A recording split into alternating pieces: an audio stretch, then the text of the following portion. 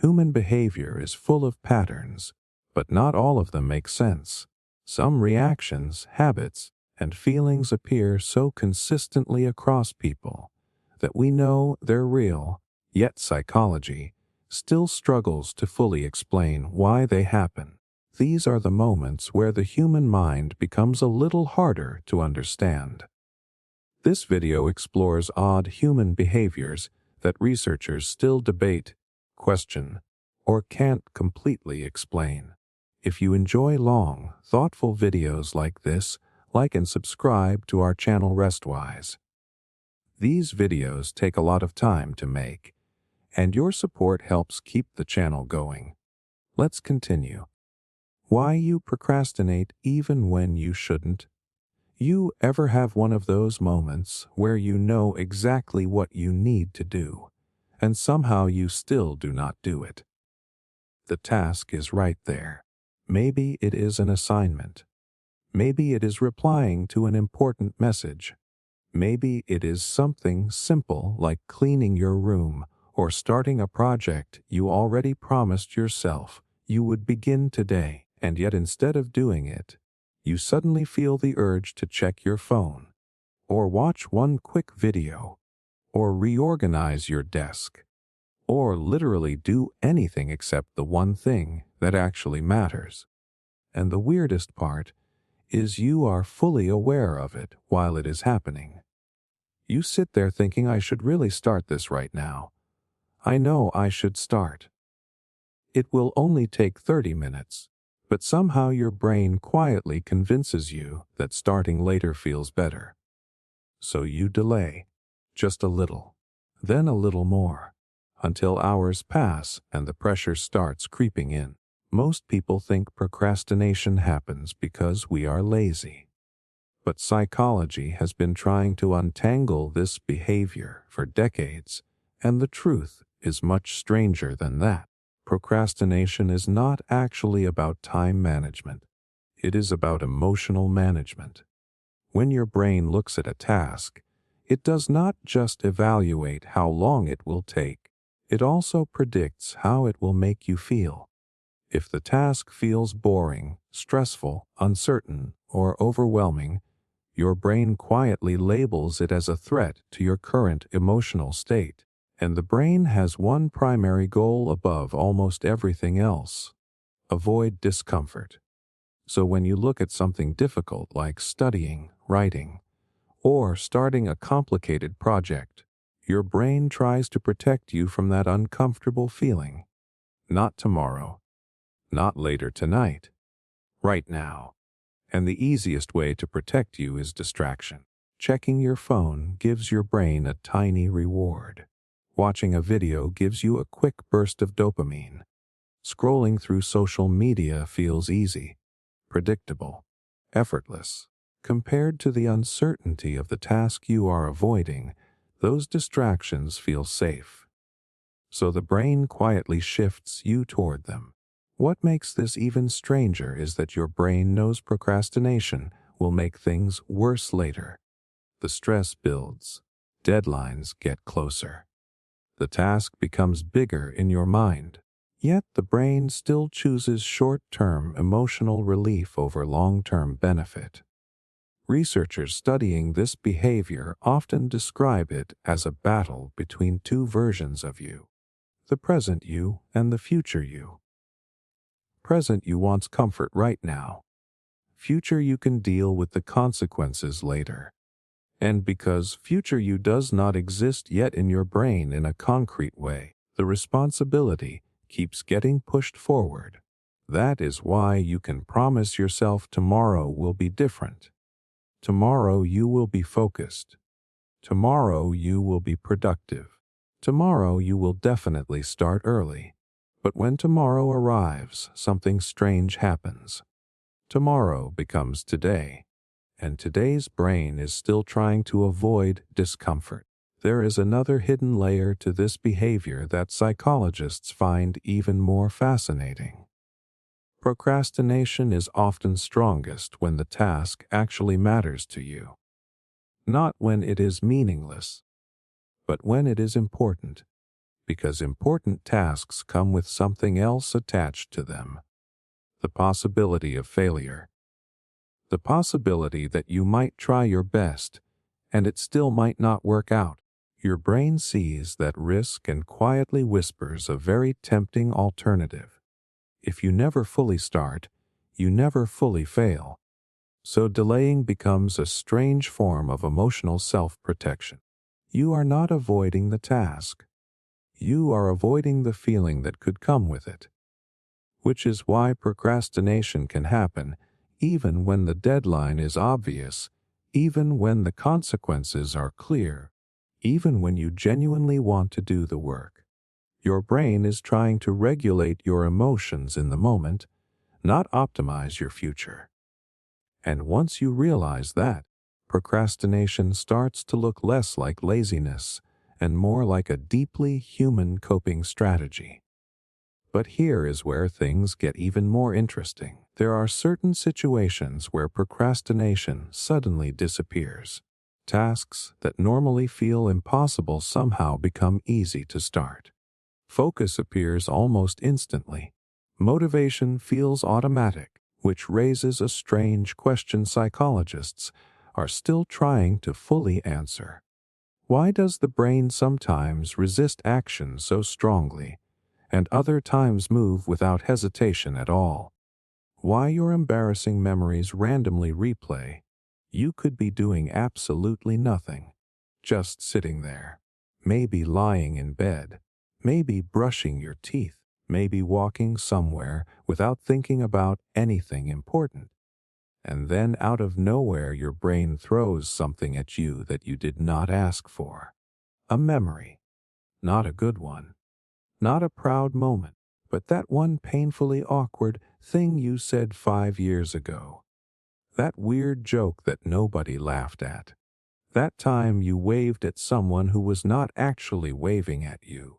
That moment in school when you answered a question confidently and the entire room went silent.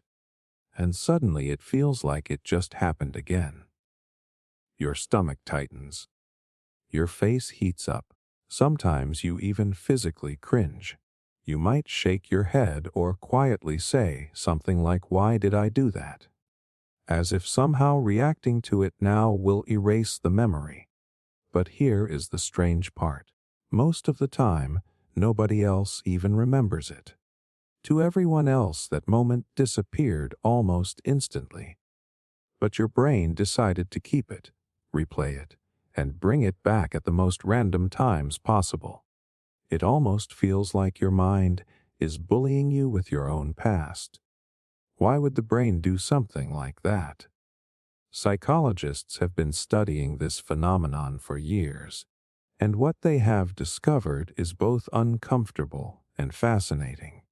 Those embarrassing memory replays are not random glitches in your brain. They are actually connected to one of the brain's oldest survival systems, social survival.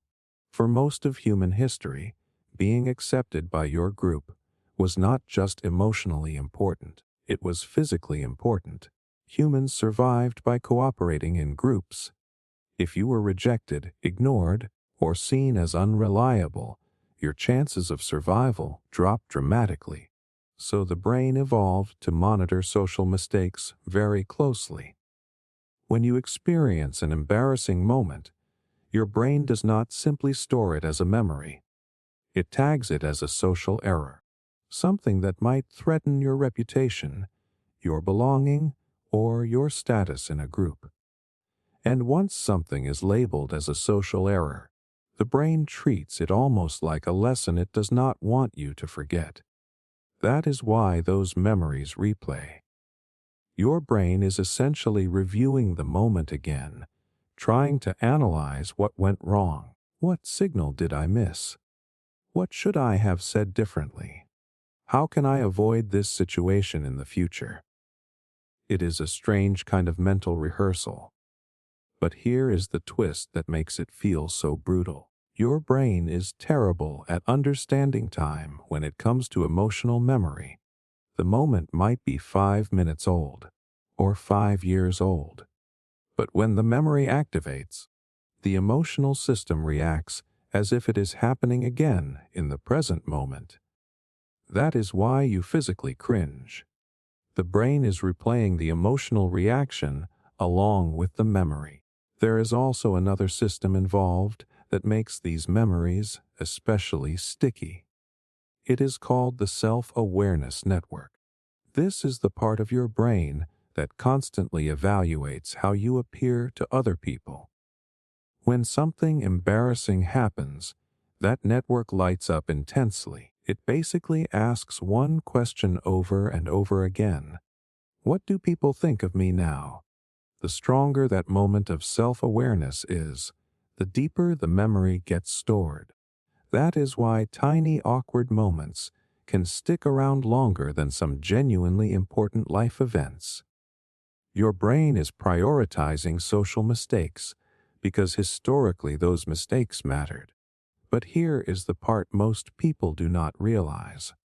The brain is actually overestimating how much other people noticed or cared about the moment. Psychologists call this the spotlight effect. We naturally assume people are paying far more attention to us than they actually are. In reality, everyone else is usually too busy thinking about their own awkward moments, their own mistakes, their own embarrassing memories that randomly replay when they are trying to fall asleep. So while your brain thinks it is reviewing a critical social failure, the rest of the world probably forgot it within minutes.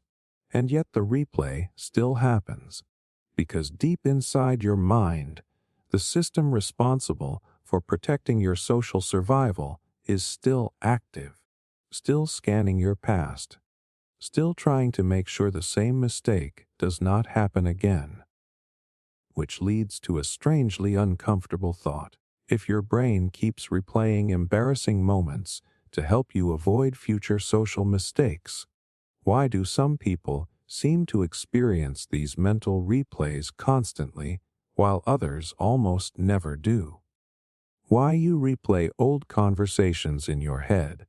You ever catch yourself replaying a conversation in your head hours after it already ended? Maybe it was something small. A quick chat with a friend, a meeting at work, a message you sent earlier in the day. But later, when everything is quiet, your brain decides to rewind the entire moment like a movie. You hear the words again. You remember the tone, the pause, the exact sentence you wish you had said differently, and suddenly you start editing the past. You imagine a better response, a smarter reply, a joke that would have landed perfectly. You picture the other person reacting differently, nodding, laughing, agreeing. In your mind, the conversation becomes smoother, sharper, almost like you are rewriting the script. But the real conversation is already over. Nothing about it can change. Yet your brain keeps going back to it like it is unfinished business. Sometimes you even catch yourself wondering what the other person thought after it ended. Did they think I sounded awkward? Did that joke make sense? Did I talk too much? Did I say something strange? And the longer you think about it, the more details your brain starts inventing. That pause suddenly feels longer. That reaction suddenly feels more negative than it probably was. What started as a normal conversation slowly turns into a mystery your brain feels compelled to solve. Why does this happen? Why does the brain replay conversations that already ended? Psychologists believe this behavior is connected to a mental process called social processing. Humans are deeply social creatures. Our brains are constantly analyzing interactions with other people because relationships have always been central to survival and cooperation. Every conversation gives the brain data. Did that interaction strengthen the relationship? Did it weaken it? Did the other person understand my intentions? Did I say something that might cause tension later? Your brain reviews conversations because it is trying to learn from them. But the way it learns is not always helpful. Instead of calmly analyzing what happened, the brain tends to simulate alternative versions of the conversation. It imagines better responses, different tones, more confident reactions. It builds these alternate scenarios because it believes they might help you handle similar situations better in the future. In theory, this sounds useful. In practice, it often becomes something very different. Instead of learning, the brain starts looping. One interesting discovery in psychology involves something called the default mode network. This is a network in your brain that becomes active when you are not focused on a specific task. When you are resting, showering, walking, lying in bed, when the mind is idle, this network often turns inward. It begins reviewing memories, imagining future situations, and analyzing social interactions. Conversations are perfect material for this system because they contain uncertainty. You never fully know what the other person was thinking, so the brain keeps investigating. But here is where things start getting distorted. Your brain does not replay the conversation like a recording. It reconstructs it. Each time you remember the moment, tiny details can shift. Your mood in the present moment can change how the past feels. If you are feeling anxious, the conversation suddenly seems more awkward. If you are feeling insecure, your brain starts highlighting every moment where you might have sounded strange. The brain is not just remembering, it is interpreting. And because humans care deeply about how they are perceived by others, the brain often focuses on potential mistakes or misunderstandings. This is closely connected to something psychologists call post-event processing. After a social interaction, the brain continues analyzing it long after the moment has ended. It is almost like your mind is conducting a private debrief about your own behavior. What went well? What could have gone better?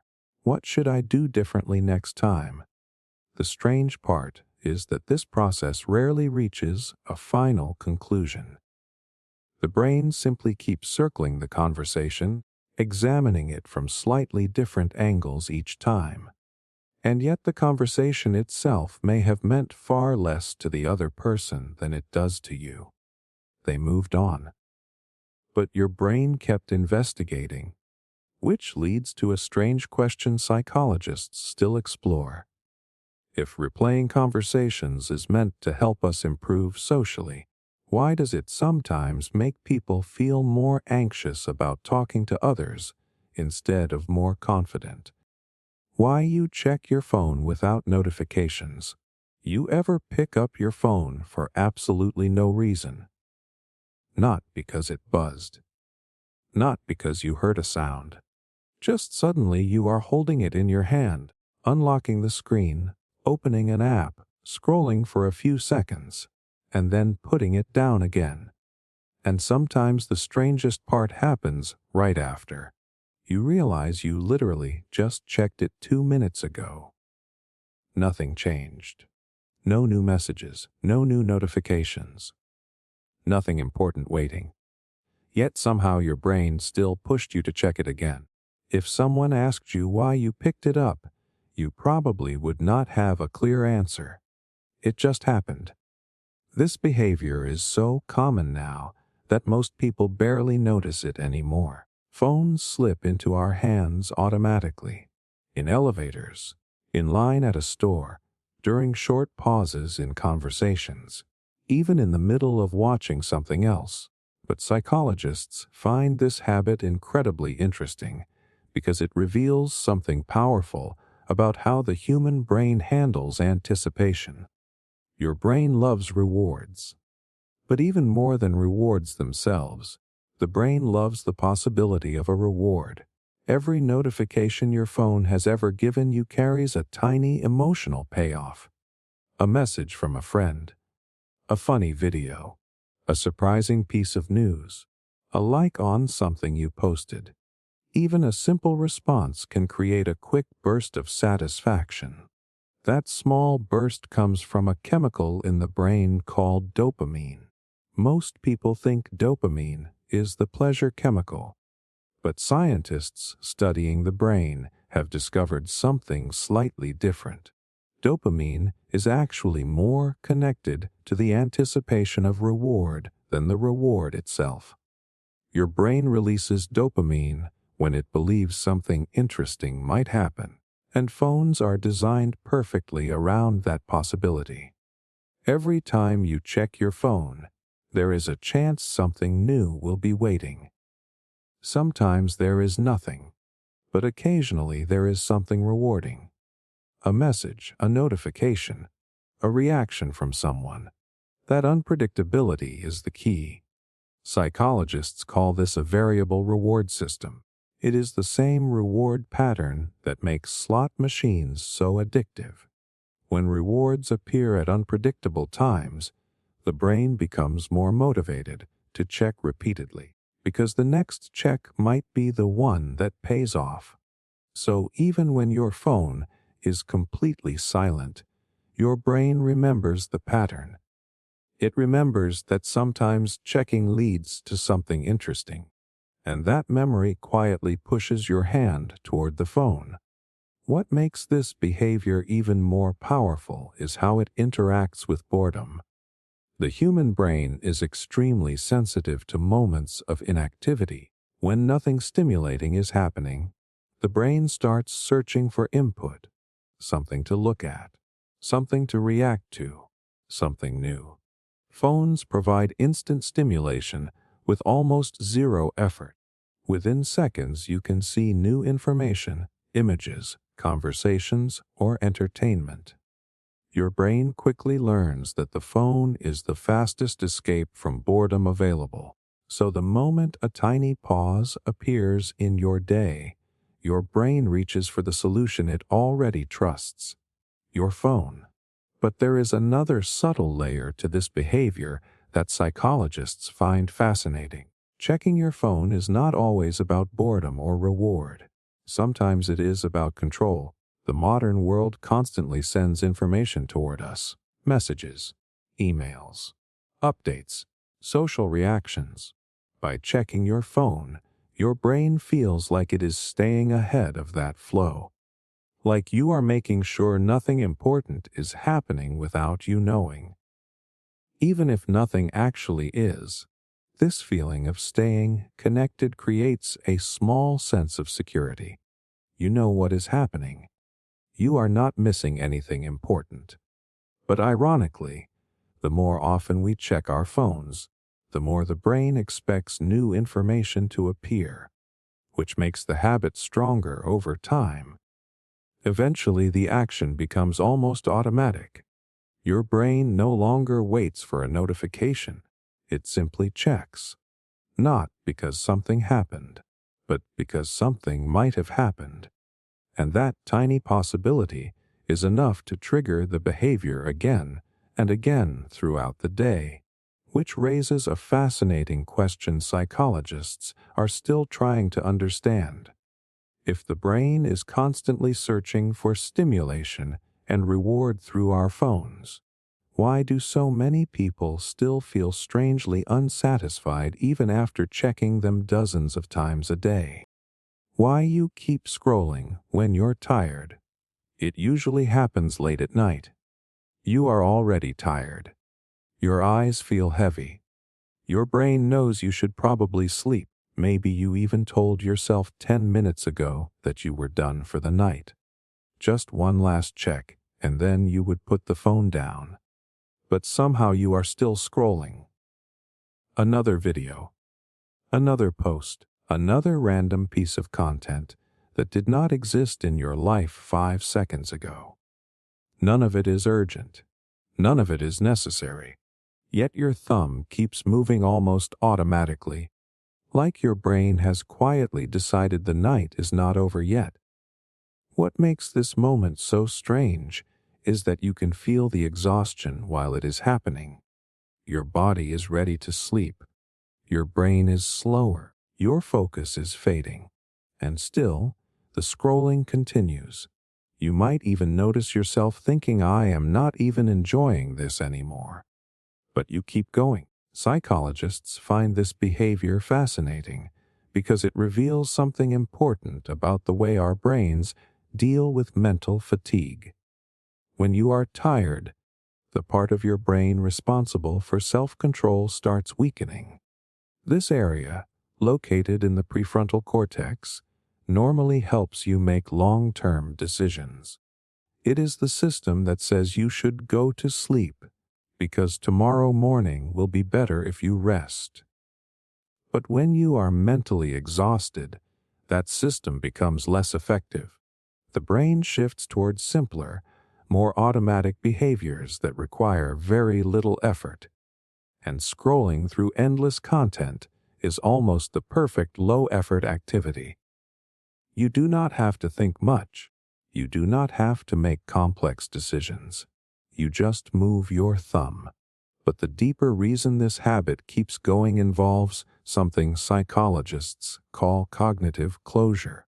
Throughout the day, your brain deals with dozens of unfinished thoughts, small stresses, and tiny bits of emotional tension. Conversations that felt strange, tasks you did not finish, decisions you postponed.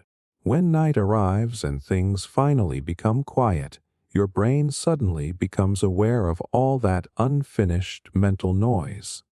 And that feeling can be uncomfortable. Scrolling becomes an easy escape from that awareness.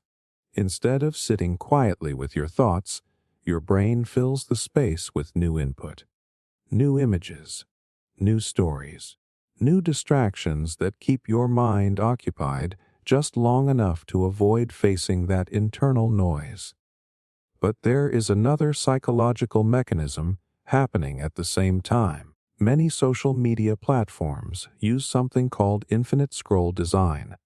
Unlike older forms of media, there is no clear stopping point, no natural ending. The content simply continues forever. Your brain is not great at walking away from things that feel unfinished. When a story ends, your brain feels closure. When a page ends, your brain recognizes the boundary. But with infinite content, that boundary never appears. Your brain keeps thinking the next piece might be more interesting, more entertaining, more satisfying, so it keeps going. There is also a subtle emotional layer that makes late-night scrolling especially powerful. During the day, you are busy reacting to responsibilities, work, school, conversations, tasks. Your attention is constantly directed outward. Late at night is often the first moment where your time feels fully yours again. Scrolling can start to feel like personal time, a quiet space where nobody is asking anything from you. Even if the content itself is meaningless, the act of choosing what to watch or read creates a sense of freedom. But that freedom comes with a strange trap. The more tired you become, the harder it is for your brain to interrupt the behavior. Your awareness fades. Minutes stretch into hours. The line between intentional choice and automatic habit slowly disappears, until suddenly you look at the time and realize far more of the night has passed than you expected, and in that moment you finally stop scrolling. Not because the content ended, but because your body simply cannot stay awake anymore. Which leads to a question psychologists are still exploring. If the brain clearly knows that sleep will make us feel better, why does it so often choose short bursts of stimulation instead of the rest it actually needs? Why you rewatch the same shows again and again? You open a streaming app looking for something new to watch. There are thousands of options sitting right there. New shows, new movies, entire genres you have never explored. But after scrolling for a few minutes, something strange happens. You end up clicking on the same show you have already watched before. Maybe you have seen it twice, maybe 5 times. Maybe it is one of those comfort shows where you already know every major moment. You know which episode is coming next. You know which scenes are funny. You even know some of the lines before the characters say them. And somehow that familiarity feels good. You sit back, the episode starts playing, and there is this quiet sense of ease. No pressure to pay close attention. No confusion about who the characters are. No wondering where the story is going. Your brain already knows the world it just stepped into. At first, this behavior seems a little strange. Why would anyone choose to watch something they already know instead of discovering something new? Especially when there are endless new options available. But psychologists have found that rewatching familiar shows taps into something very powerful inside the human brain. Predictability. Your brain is constantly trying to make sense of the world. Every new experience requires mental effort, new characters, new plots, new information to process and organize. That process can be exciting, but it also demands energy. Familiar shows remove that effort almost completely.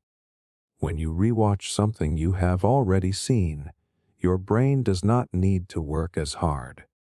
The characters are already stored in your memory. The relationships between them are already understood. The emotional beats of the story are predictable.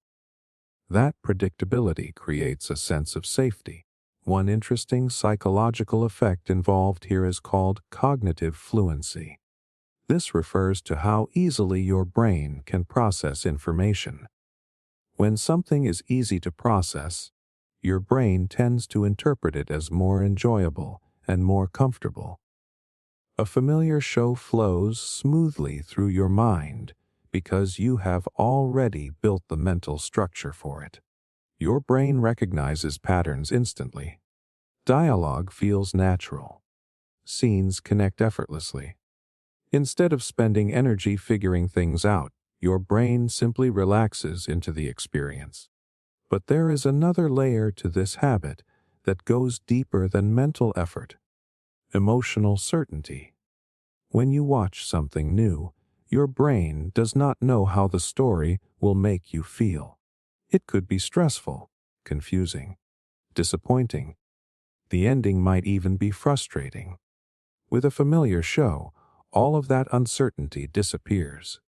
You already know which scenes will make you laugh. You know when the emotional moments are coming. You know that the characters will reach the same resolution they always do. Your brain knows exactly what emotional experience it is signing up for. That emotional predictability can be incredibly comforting, especially during times when real life feels uncertain or overwhelming. When the world outside feels chaotic, returning to a story you understand completely can feel like stepping into a stable environment. It is a world where nothing unexpected will happen. But here is something even more fascinating. Studies looking at media habits have found that people often rewatch shows that they first discovered during meaningful periods of their life. Maybe it was a show you watched during school, or during a specific phase when life felt simpler. The brain tends to link the emotional tone of that time with the show itself. So when you watch it again, you are not just revisiting the story. Your brain is quietly revisiting the emotional atmosphere of that period. The comfort, the familiarity, the version of yourself that existed when you first experienced it. It becomes a small form of emotional time travel, and that emotional connection can make the show feel almost like a safe place, something reliable you can return to when your brain wants a break from uncertainty. Which explains why some people can watch the same series over and over without getting tired of it, because they are not just watching a story, they are revisiting a feeling. And once the brain learns that a specific show can reliably recreate that feeling, it starts recommending it again and again whenever you want comfort without effort. But this leads to a curious psychological question. If our brains clearly enjoy familiar stories so much, why do we still feel such a strong urge to search endlessly for new ones at the exact same time?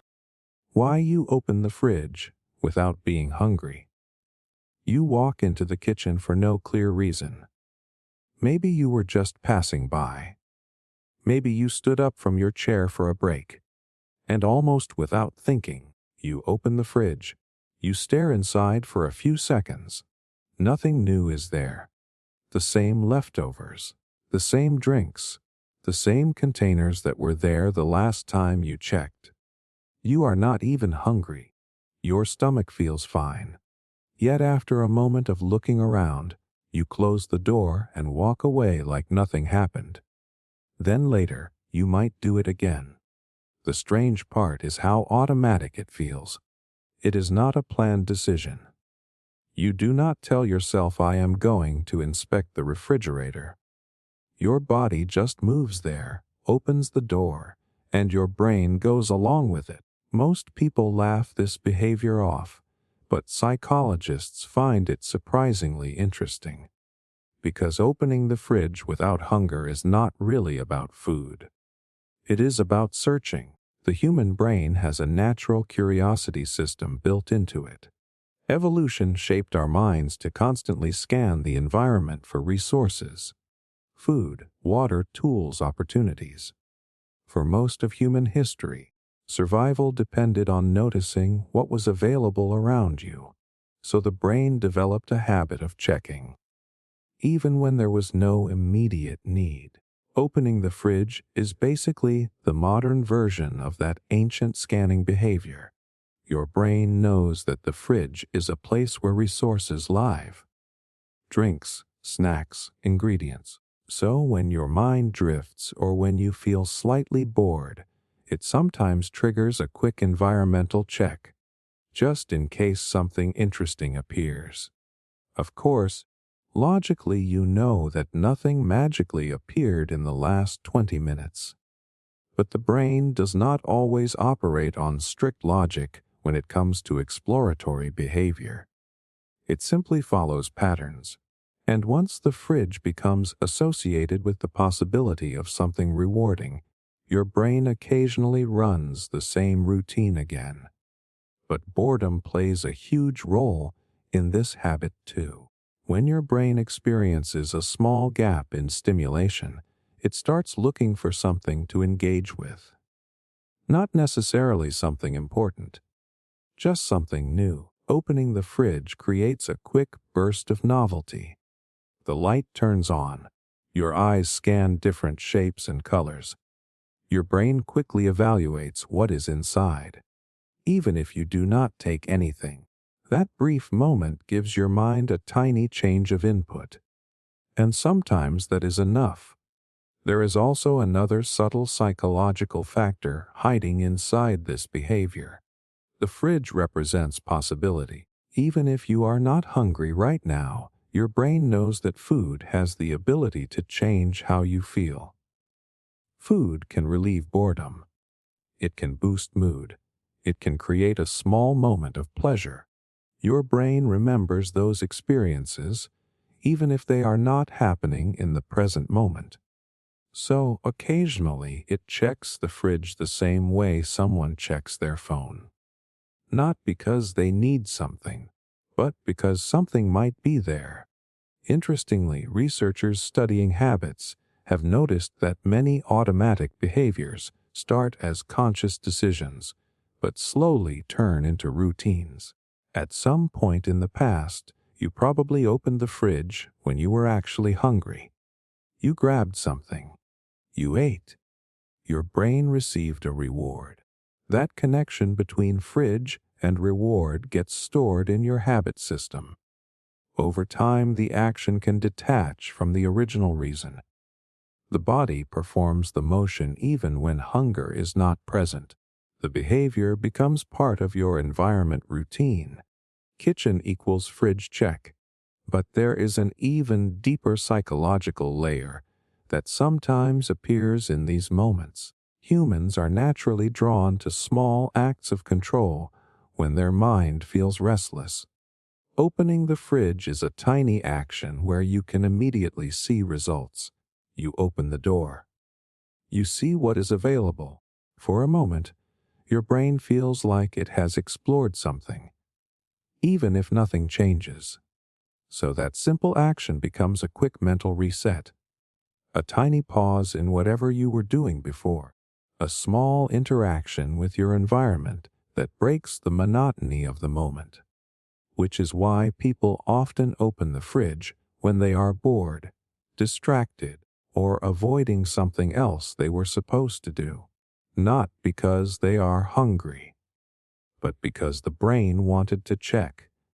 And that raises an interesting question psychologists are still trying to understand. If the brain is wired to constantly scan for small rewards in the environment, why do certain habits like this become automatic, while others never stick at all? Why you cringe at your past self? Have you ever been going about your day when suddenly a memory of your past self shows up, and your whole body reacts before you can stop it? Maybe it was something you posted online years ago. Maybe it was a hairstyle you thought looked amazing at the time. Maybe it was the way you talked, the jokes you made, the opinions you had, or the way you tried so hard to impress people. And the moment that memory appears, you physically cringe. Your shoulders tighten. Your face scrunches up. Sometimes you even say something out loud like, "Why was I like that?" It feels almost painful to remember, like your brain just pulled out an embarrassing snapshot of a person you barely recognize. But here is the strange part. At the time, that version of you felt completely normal. You thought your choices made sense. You believed what you were saying. You probably did not feel awkward or embarrassed at all in that moment. Yet years later, looking back at the exact same behavior feels almost unbearable. It can feel like you are judging a stranger. So why does the brain do this? Why does your past self suddenly feel so uncomfortable to look at? Psychologists believe this reaction is connected to something called self-distance. As you move through life, your brain is constantly updating your identity. New experiences, new knowledge, new social environments all slowly reshape the way you see yourself. The person you were 5 years ago had a different set of beliefs, different priorities, and a different understanding of the world. Your brain knows that version of you existed, but it no longer matches the identity you carry today. When the two versions collide, your brain experiences a kind of mental mismatch. That mismatch creates the cringe reaction. It is your brain recognizing that your current self would not behave the same way your past self did. In a strange way, the discomfort is actually evidence that you have changed. But the brain does not just notice the difference. It also re-evaluates the past using your current perspective. When you look back, you are not seeing the moment through the mindset you had back then. You are seeing it through everything you know now. All the social awareness you gained later. All the lessons you learned. All the mistakes you have already reflected on. So the moment gets reinterpreted. Something that once felt normal now feels naive, awkward, or overly confident. Your brain fills in details you probably did not even think about at the time. It starts asking questions like, how did I not realize how that sounded? But here is the fascinating twist. That uncomfortable reaction serves an important psychological purpose. Humans learn socially. Our brains constantly analyze past experiences to improve future behavior. When your brain revisits an old moment and makes you cringe, it is highlighting a social lesson. It is basically saying, remember this so you do not repeat it. The emotional sting makes the lesson stick. But there is another psychological layer hidden in this experience that many people overlook. Humans have a tendency to view their current identity as the most accurate version of themselves. Psychologists call this the end of history illusion. It is the belief that the person you are right now is the final version. You recognize that you changed a lot in the past, but you assume that future changes will be smaller. Your brain quietly believes you have mostly figured yourself out. The irony is that years from now, your future self might look back at the person you are today and feel the exact same cringe reaction. The things that feel completely normal to you right now may eventually look awkward or immature through a future perspective you do not have yet. Which means the cringe is not just about your past. It is about the constant evolution of who you are. Your brain is reminding you that identity is not fixed. It is a moving target that keeps shifting as you gain new experiences, new insights, and new ways of seeing the world. So when your past self suddenly appears in your mind and makes you cringe, it feels like embarrassment. But psychologically, it is something much more interesting. It is your brain acknowledging growth, and it quietly raises a thought that can feel a little unsettling. If the person you were before now makes you cringe, what parts of the person you are today might your future self react to the exact same way? Why you continue arguments in your head? You ever leave a conversation or an argument and think it is finally over, and then hours later your brain suddenly starts the entire thing again? You replay the moment, the words, the tone, the exact sentence the other person said that irritated you. And without even realizing it, you start responding again. Except this time it is happening entirely in your head. Now your answers are sharper, faster. You think of the perfect comeback you could not find earlier. The point that would have completely shut down their argument. The one sentence that would have made them pause and realize you were right all along. In your mind, the conversation keeps going. You explain your side again. You imagine what they might say next. Then you respond to that imaginary reply too. Sometimes the argument even gets more intense in your head than it ever was in real life. And the strange part is how real it can feel. Your heart rate might increase slightly. Your body might tense up. You might feel the same frustration all over again, as if the conversation is actually happening in front of you. Except the other person is not there. The argument ended hours ago. So why does the brain keep fighting battles that already finished? Psychologists believe this behavior is connected to the brain's need for closure. When an argument ends without a clear resolution, your mind treats it like an unfinished problem. Humans are naturally uncomfortable with open loops.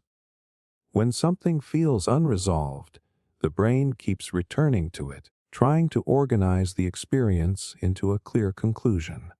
Arguments are especially powerful triggers for this because they involve social status, fairness, and personal identity. When someone challenges your idea, criticizes your behavior, or misunderstands your intentions, your brain interprets that moment as something that needs to be corrected.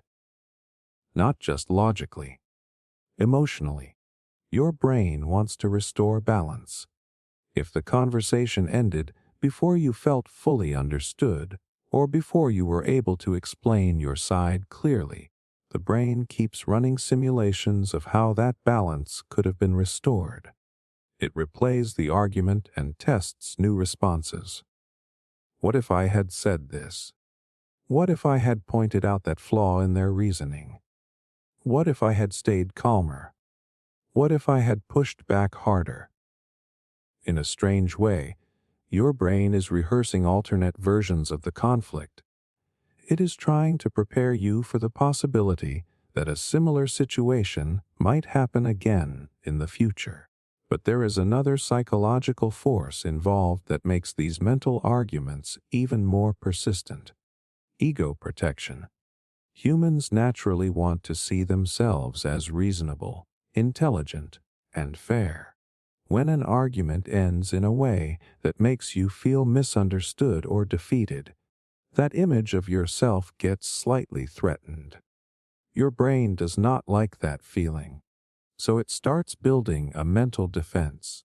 By replaying the argument and constructing stronger responses, the brain slowly rebuilds the sense that your perspective was valid. In your mind, the new version of the argument ends differently. You explain things more clearly. You expose flaws in the other person's logic. You say the thing you wish you had said earlier. This mental reconstruction helps the brain restore its sense of internal consistency. But the brain does not always stop after one replay. Because arguments involve emotions, the memory tends to stay active longer than ordinary conversations. Anger, frustration, and injustice are powerful emotional signals. When those signals are present, the brain keeps returning to the memory to process it. That is why arguments often resurface when you are doing something unrelated. Taking a shower, walking somewhere, lying in bed at night. When your mind becomes quiet, unresolved emotional moments can drift back to the surface, and suddenly the argument continues again inside your head. Interestingly, psychologists have found that this internal debating is closely tied to a mental system called counterfactual thinking. This is the brain's ability to imagine alternative outcomes to events that already happened. What could have gone differently? What should have happened? What might happen next time? This ability helps humans learn from past experiences, but it also makes it very easy for the brain to get stuck replaying the same conflict repeatedly, especially when emotions are still attached to it. So even though the real argument ended, your brain keeps trying to solve it, trying to rewrite it, trying to reach a version where everything makes sense and your position feels fully expressed. And until your mind feels that sense of closure, the conversation may keep resurfacing again and again in quiet moments. Which leads to a curious question psychologists still explore. If the brain keeps replaying arguments in order to resolve emotional tension, why do some people let conflicts go easily while others carry them in their minds for days or even years? Why you double check things you already did? You lock the door. You clearly remember turning the key. You even felt the lock click into place. But as you walk away, something strange happens in your mind. A small doubt appears. Did I actually lock it? You pause for a moment. Your brain tries to replay the memory, but suddenly it does not feel as clear as it did a second ago. So you walk back and check the door again. You grab the handle, test it, confirm that it is locked, and then leave. Problem solved. Except sometimes, 30 seconds later, the same thought creeps back again. What if I only thought I locked it? This habit shows up everywhere in daily life. You check if the stove is off. You reread a message before sending it. You confirm that you saved a file. You look again to see if you actually brought your keys with you. And even when you know you already did the thing, your brain still asks for one more check. It can feel almost ridiculous, but psychologists find this behavior incredibly revealing about how the human brain deals with uncertainty and responsibility. Your brain has a system designed to detect possible mistakes before they become problems. Think about how useful that system has been throughout human history. Forgetting something small like securing food, putting out a fire, or preparing equipment could have serious consequences. So the brain evolved to run quick verification loops. It asks a simple question: are you sure? When the brain senses even a tiny amount of uncertainty, it pushes you to confirm the action again. That extra check gives your mind reassurance that everything is safe. But here is the strange part. The act of double-checking can actually make your memory less clear instead of more clear. When you perform an action automatically, like locking a door or turning off a light, your brain often does not store a strong memory of the moment. The action becomes part of a routine pattern. Your hands perform it almost without conscious attention. Because the brain did not fully focus on the action, the memory can feel vague a few seconds later. Your brain then interprets that vague memory as possible evidence that the action might not have happened, so it asks for confirmation. Another interesting factor involves something psychologists call responsibility bias. Humans tend to feel more pressure when they believe the consequences of a mistake fall entirely on them.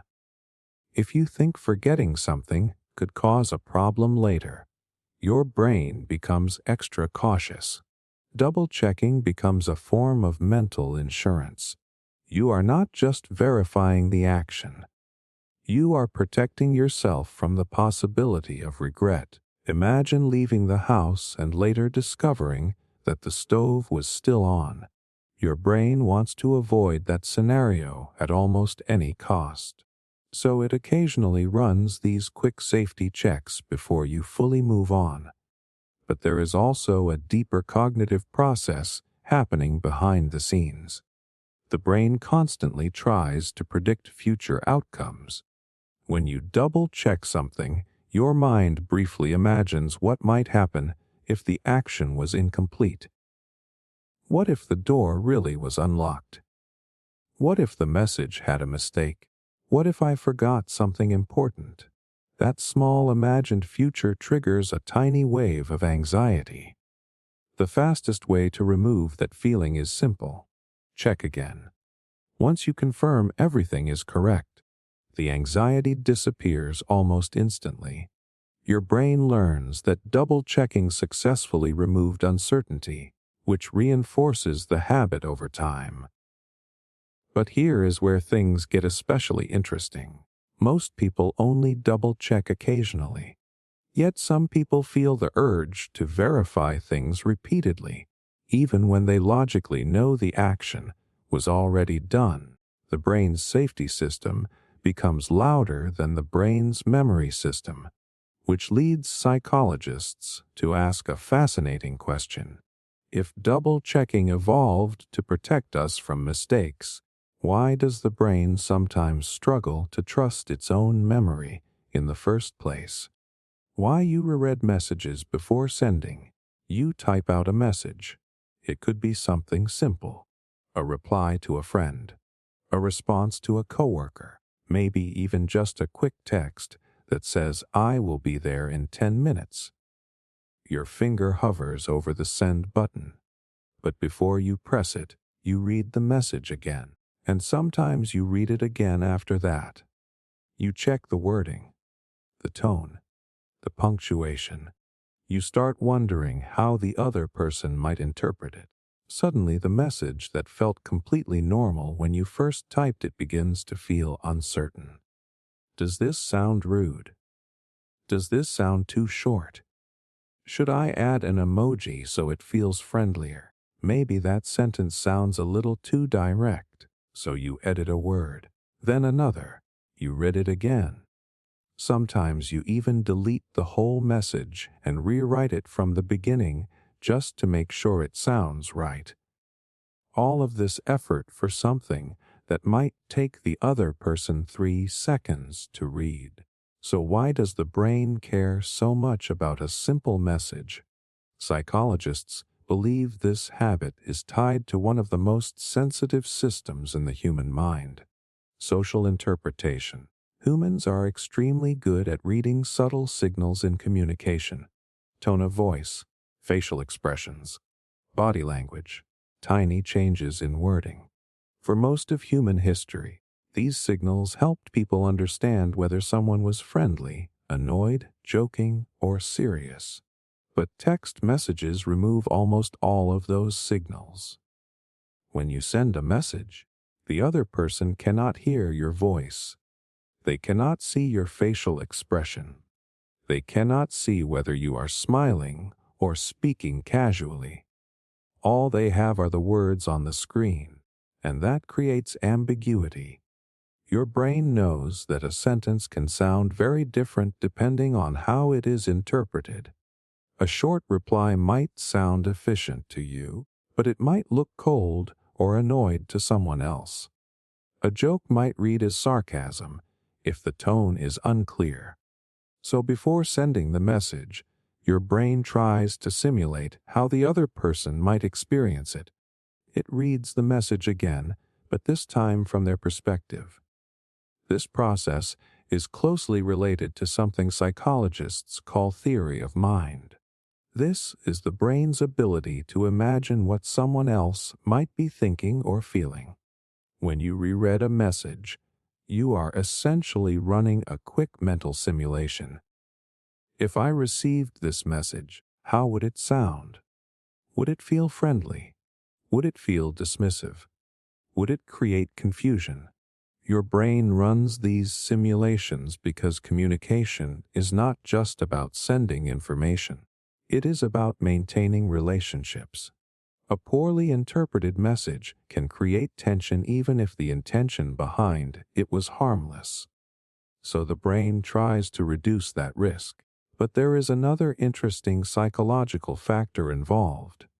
Messages feel permanent in a way that spoken words do not.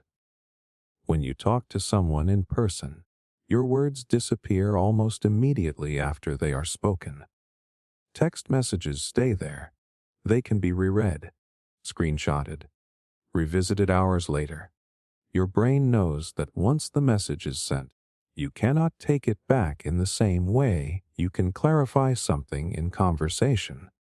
That sense of permanence makes your brain more cautious. It wants to be sure the message represents what you meant before it becomes part of the conversation history. There is also a deeper social instinct hiding inside this behavior. Humans are constantly managing how they appear to others. The words you send become small reflections of your personality, your humor, your politeness, your confidence. So rereading the message is partly about editing your social image. You are asking yourself one quiet question before you press send. Is this how I want to come across? For many people, this process happens quickly. A fast reread and the message is sent.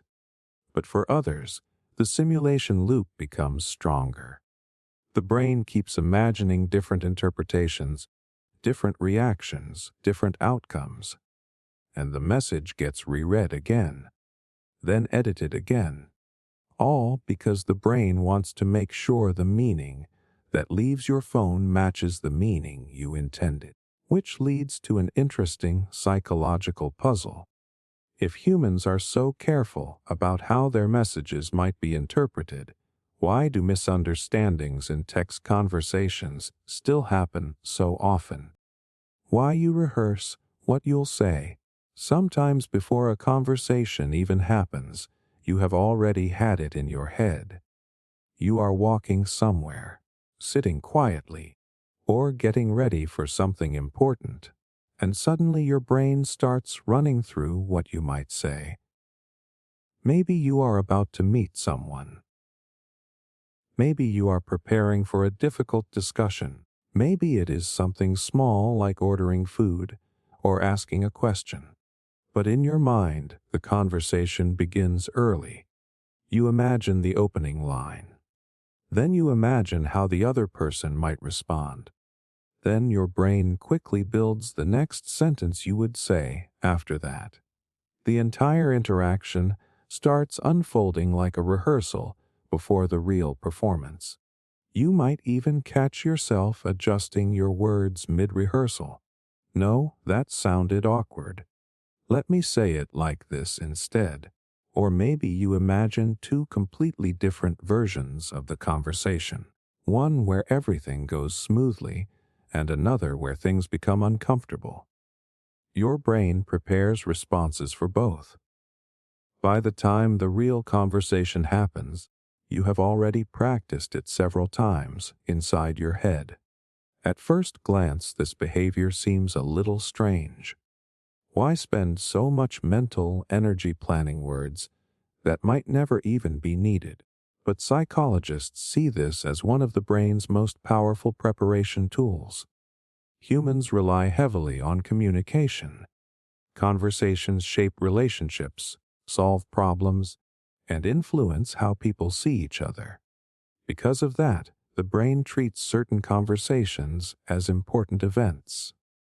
And when something feels important, the brain prepares. One psychological system involved in this process is called mental simulation. This is the brain's ability to imagine future situations before they actually happen. Instead of waiting for the moment and reacting spontaneously, the brain runs a preview. It tests possible outcomes. What if they say this? What if they ask that? What if the conversation becomes tense? By imagining these possibilities, the brain creates small mental scripts it can use later. When the real conversation starts, your brain already has several responses ready to go. This makes you feel more prepared and less likely to freeze or stumble over your words. But the rehearsal process is not only about preparation. It is also about social safety. Humans are extremely sensitive to how they appear to others. Saying the wrong thing can lead to embarrassment, misunderstanding, or conflict. Your brain tries to avoid those outcomes by previewing the conversation in advance. During the rehearsal, your mind quietly checks each sentence. Does this sound respectful? Does this explain my point clearly? Could this come across the wrong way? If the brain detects a potential problem, it edits the line and tries again. In a way, your mind becomes both the speaker and the audience.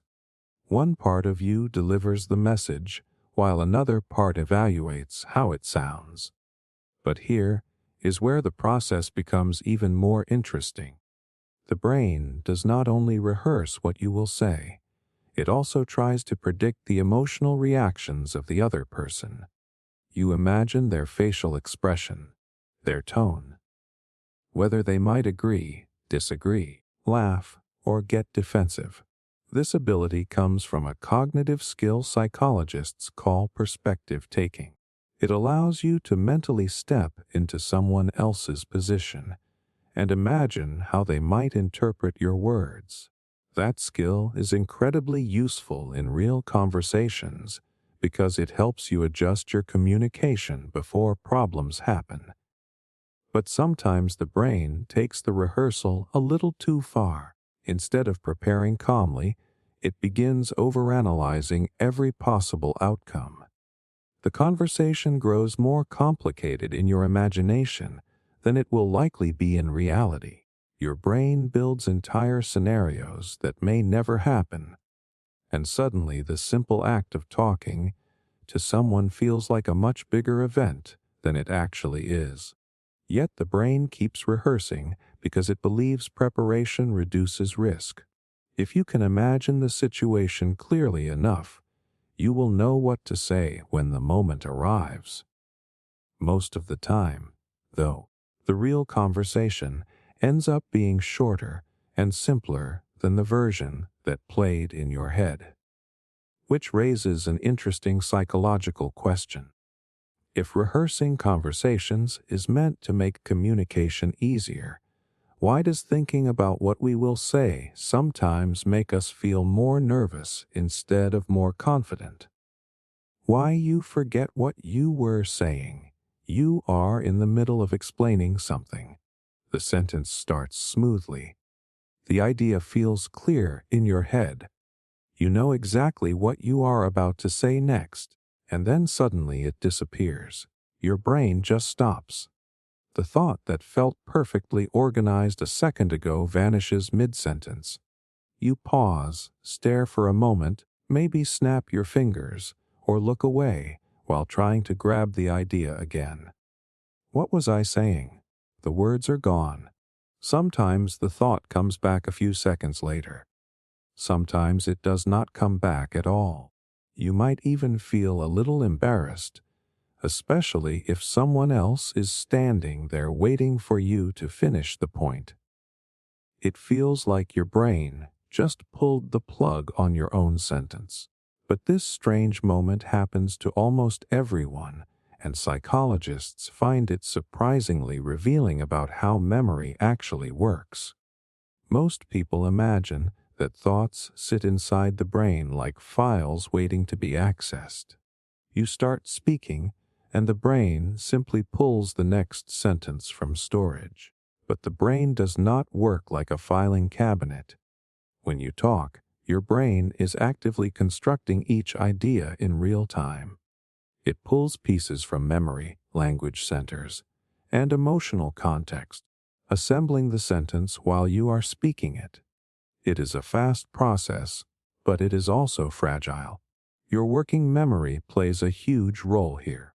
This is the mental space your brain uses to temporarily hold information while you are actively using it. When you explain something, the next part of your sentence is sitting briefly inside that working memory system. But working memory has a very small capacity.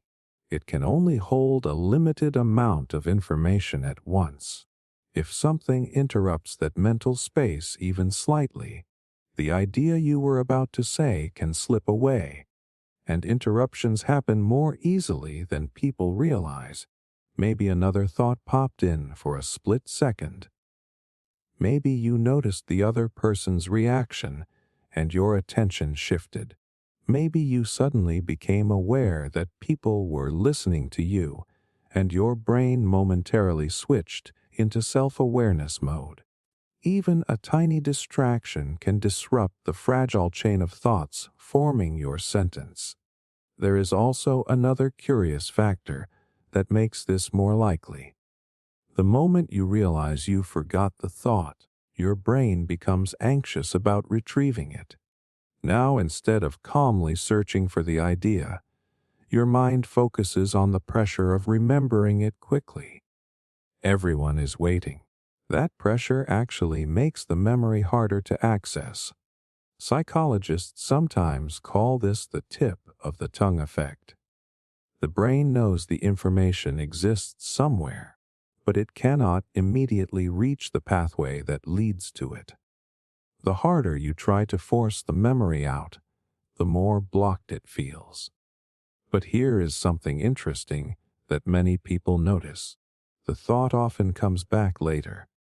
You might be walking away, doing something unrelated, or talking about something completely different, and suddenly the idea reappears in your mind.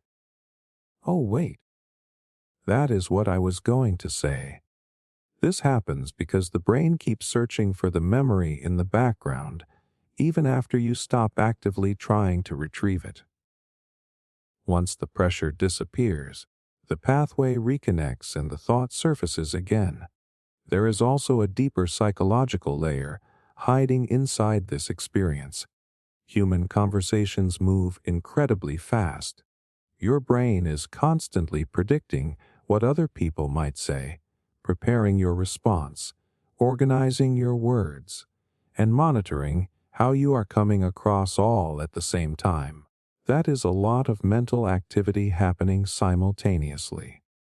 Most of the time your brain handles this complexity smoothly, but occasionally one part of the system briefly loses track of the thread it was holding. and the sentence collapses in the middle. It feels strange because you were right there, seconds away from finishing the idea. But the brain's construction process simply lost one piece of the structure. The thought did not vanish forever. It just slipped out of the narrow space your mind was using to hold it. Which leads to a fascinating question psychologists still explore. If the brain can generate thoughts so quickly during conversation, why does it sometimes struggle so much to hold on to them long enough to say them out loud? Why you stay awake even when tired? You are lying in bed. Your body is clearly tired. Your eyes feel heavy. You even told yourself earlier that tonight you would finally go to sleep at a reasonable time. But somehow you are still awake. You shift around, look at the ceiling, maybe check the time again even though you already know it is later than it should be. Your brain keeps running through thoughts that do not feel urgent during the day, but suddenly seem important at night. Memories pop up. Random ideas appear. Conversations replay. Tomorrow's plans start forming. One thought leads to another, and before you realize it, your mind is wide awake, even though your body is begging for sleep. It almost feels like your brain refuses to shut down. This strange moment happens to millions of people every night, and psychologists have been studying why the brain sometimes resists sleep, even when it desperately needs it. One reason has to do with how the mind processes unfinished thoughts. During the day, your attention is constantly pulled in different directions. Work, conversations, notifications, responsibilities. Your brain spends most of its time reacting to whatever demands your focus. But when night arrives and the world finally becomes quiet, your brain suddenly has space. And that space allows all the thoughts that were pushed aside during the day to come rushing back. Your brain begins organizing the day. It reviews moments that felt confusing. It replays conversations. It starts planning for tomorrow. In a strange way, the mind is trying to complete tasks it never had time to finish earlier. This mental activity can make the brain feel alert, even when the body is exhausted. There is also another system involved that makes nighttime thinking more intense. During the evening, the brain gradually reduces stimulation from the outside world. Lights dim, sounds quiet down, distractions disappear. Without those external inputs, the brain naturally turns inward. Your thoughts become the main source of activity. And once your mind starts generating ideas, it can be surprisingly hard to stop. One thought connects to another. A memory triggers another memory. A small worry leads to imagining possible future situations. The brain becomes busy again. But there is another psychological force hiding in this moment that many people do not notice. Revenge bedtime procrastination. This happens when people feel like they did not have enough personal time during the day. Maybe work was demanding. Maybe responsibilities filled every hour.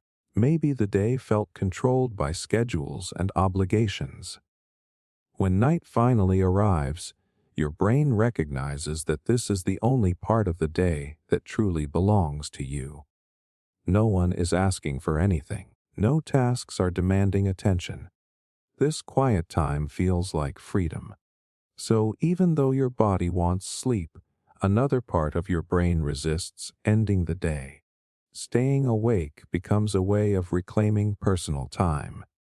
You stretch the night a little longer because it feels like the only space where you are fully in control. That is why people often stay awake scrolling, watching something, or simply thinking, even when they know sleep would make tomorrow easier. But there is also a deeper biological system quietly influencing this behavior. Your brain runs on something called the circadian rhythm, which is essentially an internal clock that controls sleep and wake cycles. This clock does not respond only to fatigue. It also responds to light, stimulation, and activity. If your brain stays mentally engaged, especially with bright screens or stimulating content, the signals that normally prepare your body for sleep can get delayed. Your brain starts believing the day is not over yet, so the cycle continues. Your body feels tired, but your mind keeps generating activity, thoughts, memories, ideas, worries, plans, all of them competing for attention in the quiet space of the night. Eventually, sleep wins because the body cannot stay awake forever.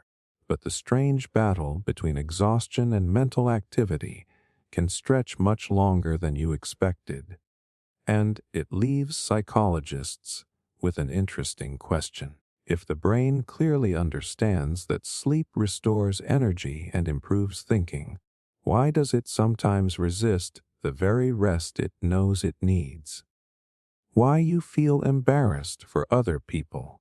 You are watching someone else do something awkward. Maybe they tell a joke that completely fails. Maybe they trip while walking across a room. Maybe they say something in a conversation that clearly makes everyone else uncomfortable. And even though it did not happen to you, your body reacts immediately. Your shoulders tense. Your face tightens. You might even look away or cover your face for a second. That uncomfortable wave spreads through your chest like you are the one standing in the awkward moment. You feel embarrassed, but the strange part is that nothing actually happened to you. The other person is the one speaking, moving, or making the mistake. Yet somehow your brain experiences a smaller version of the same emotional reaction they might be feeling. Sometimes it can even be so intense that you cannot keep watching.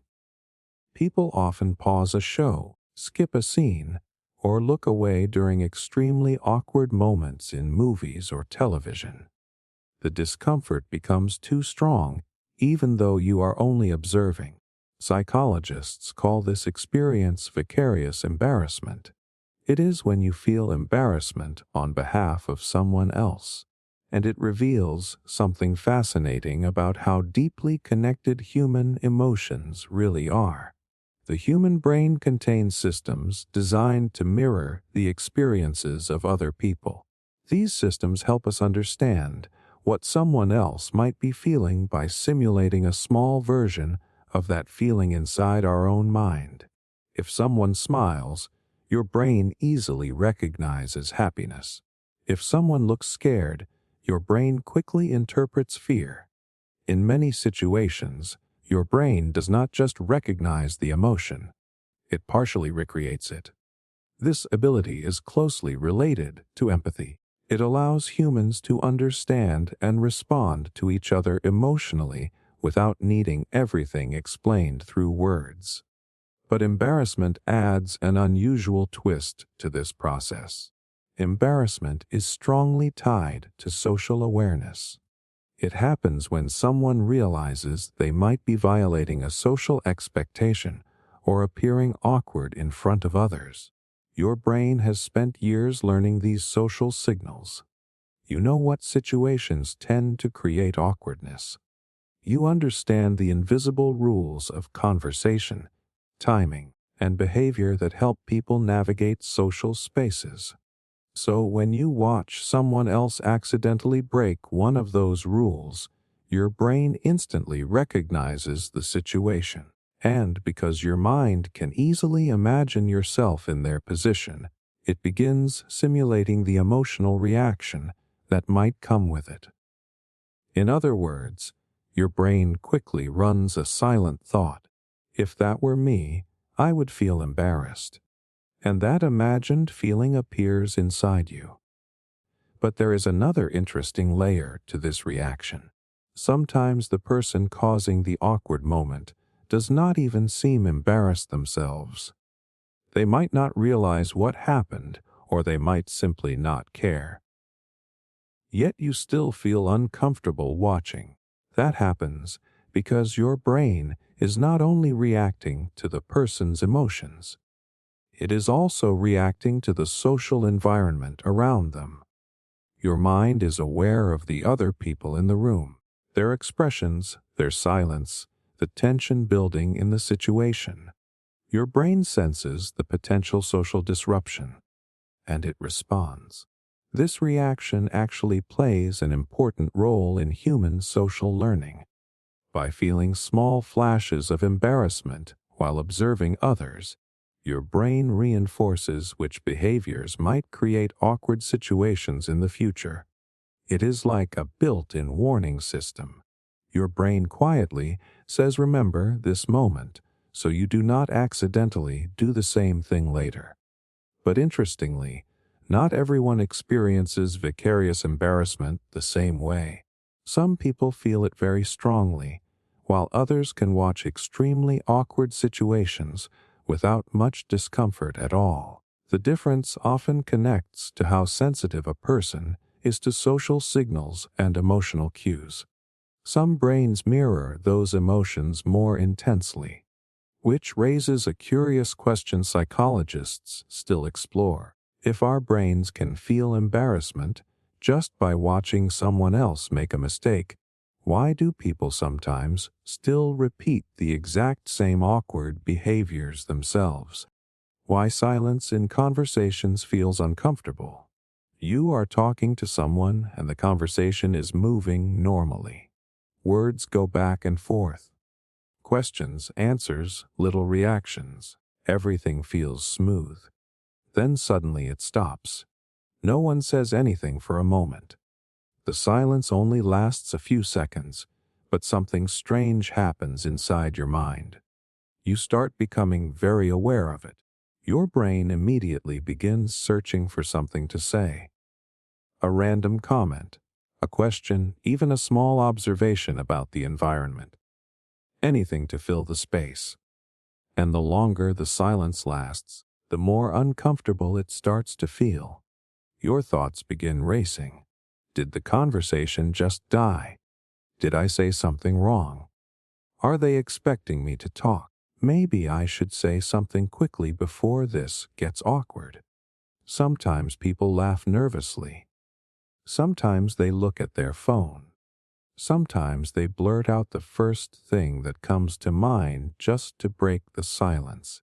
All of this happens because your brain treats silence in social situations very differently than silence when you are alone.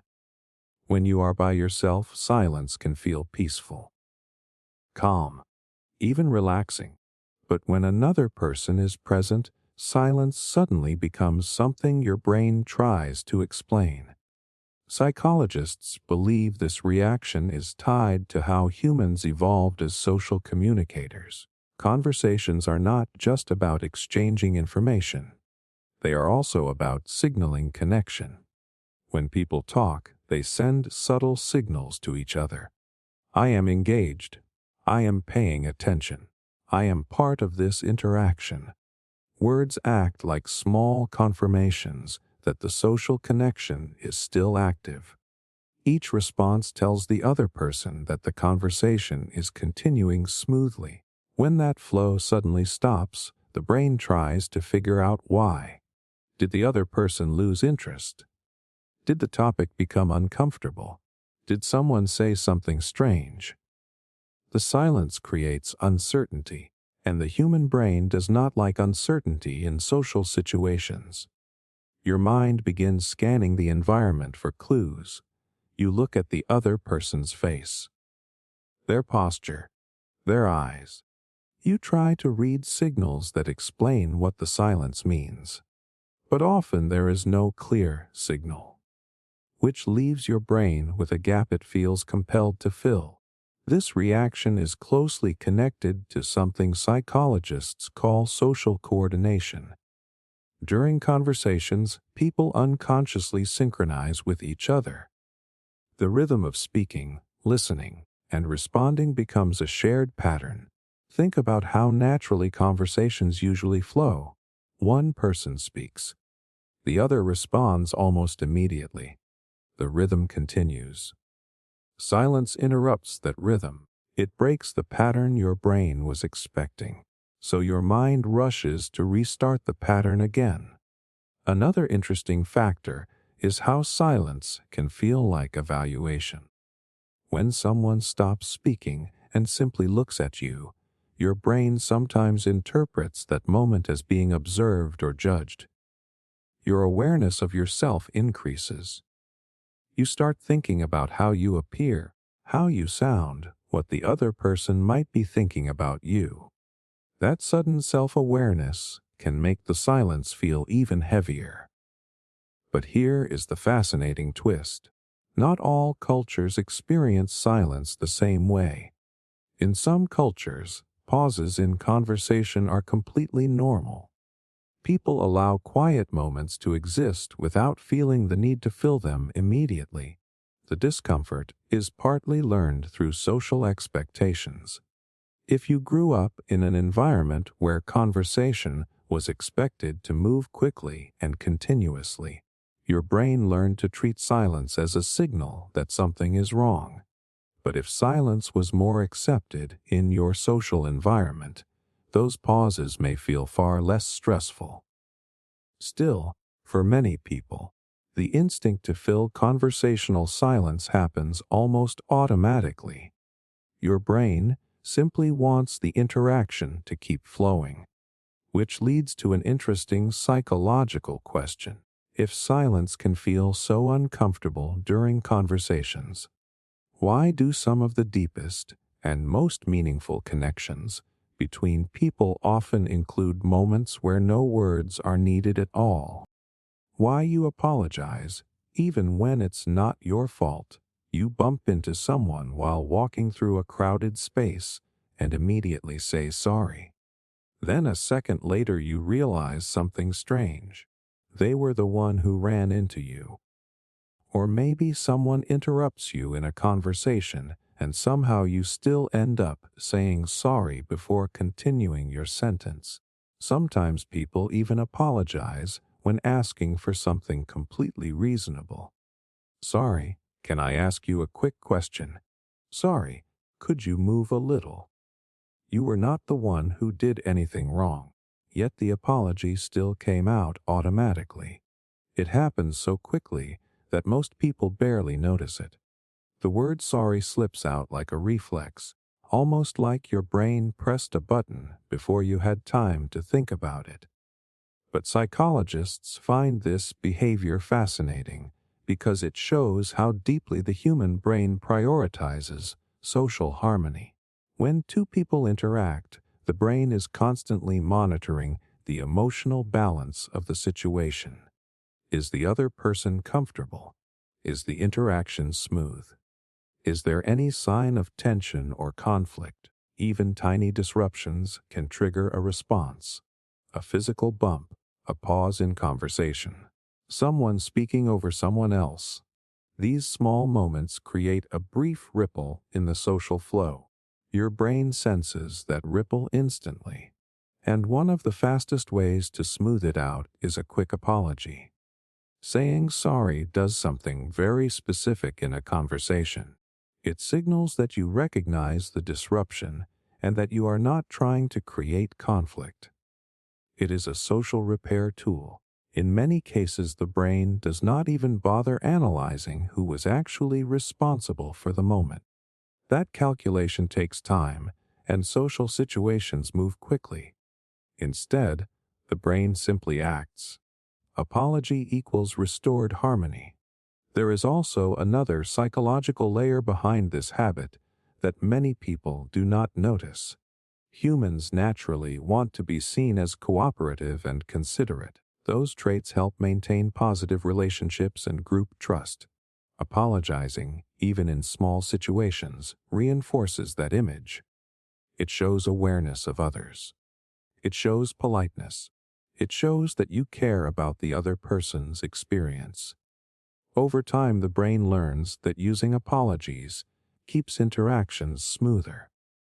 Conversations continue without awkwardness. People respond more positively.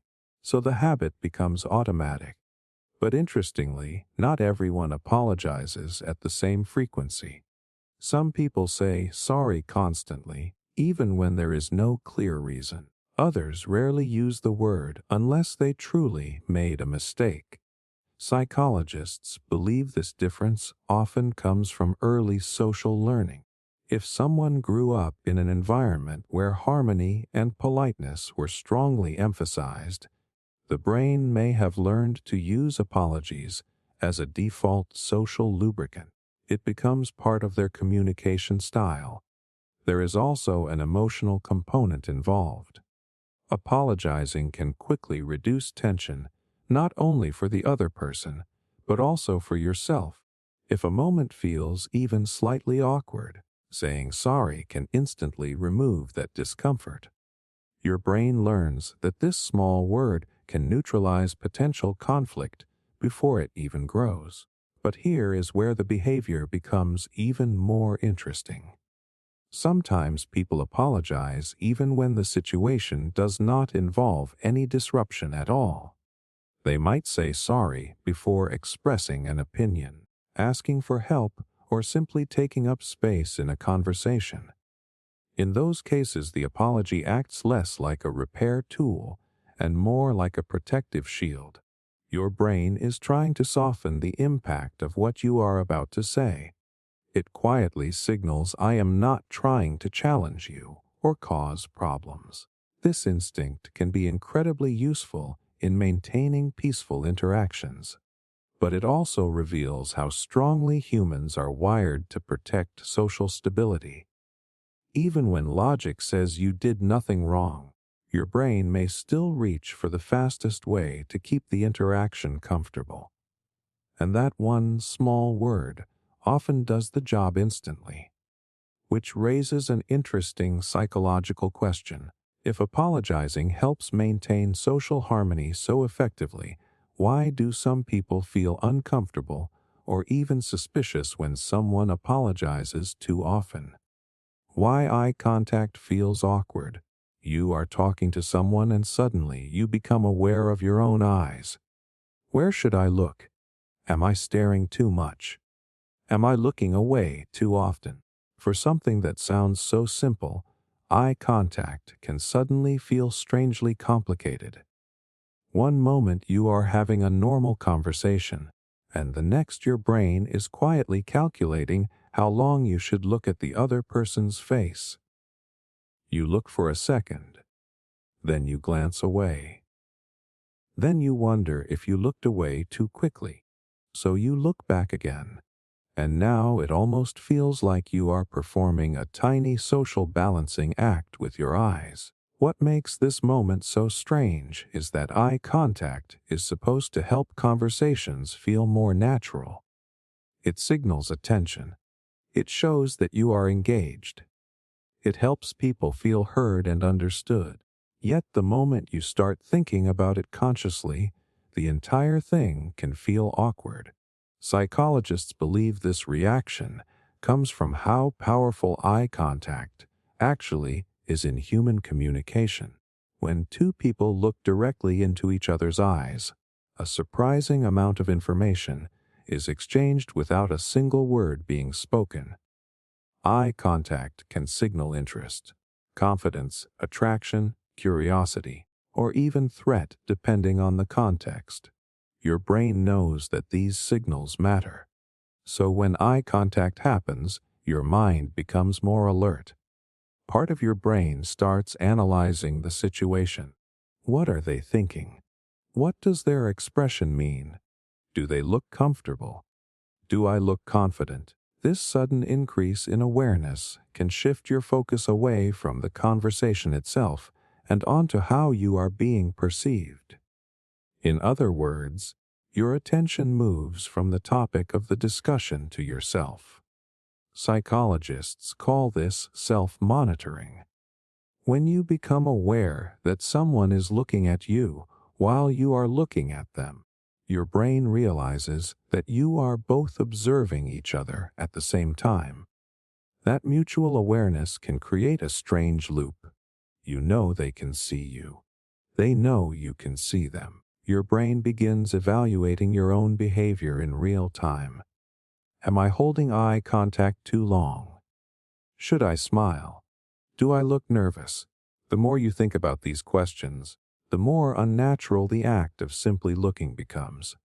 But there is also a deeper evolutionary layer to eye contact that makes it powerful. For many animals, direct eye contact can signal dominance or challenge. In human interactions, the meaning is more complex, but the brain still treats prolonged eye contact as something significant. A steady gaze can signal confidence and attention, but it can also feel intense if it lasts too long.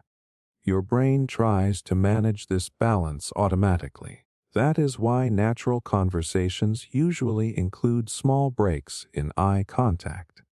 People look away briefly while thinking, speaking, or listening. Those quick shifts prevent the interaction from feeling too intense while still maintaining connection.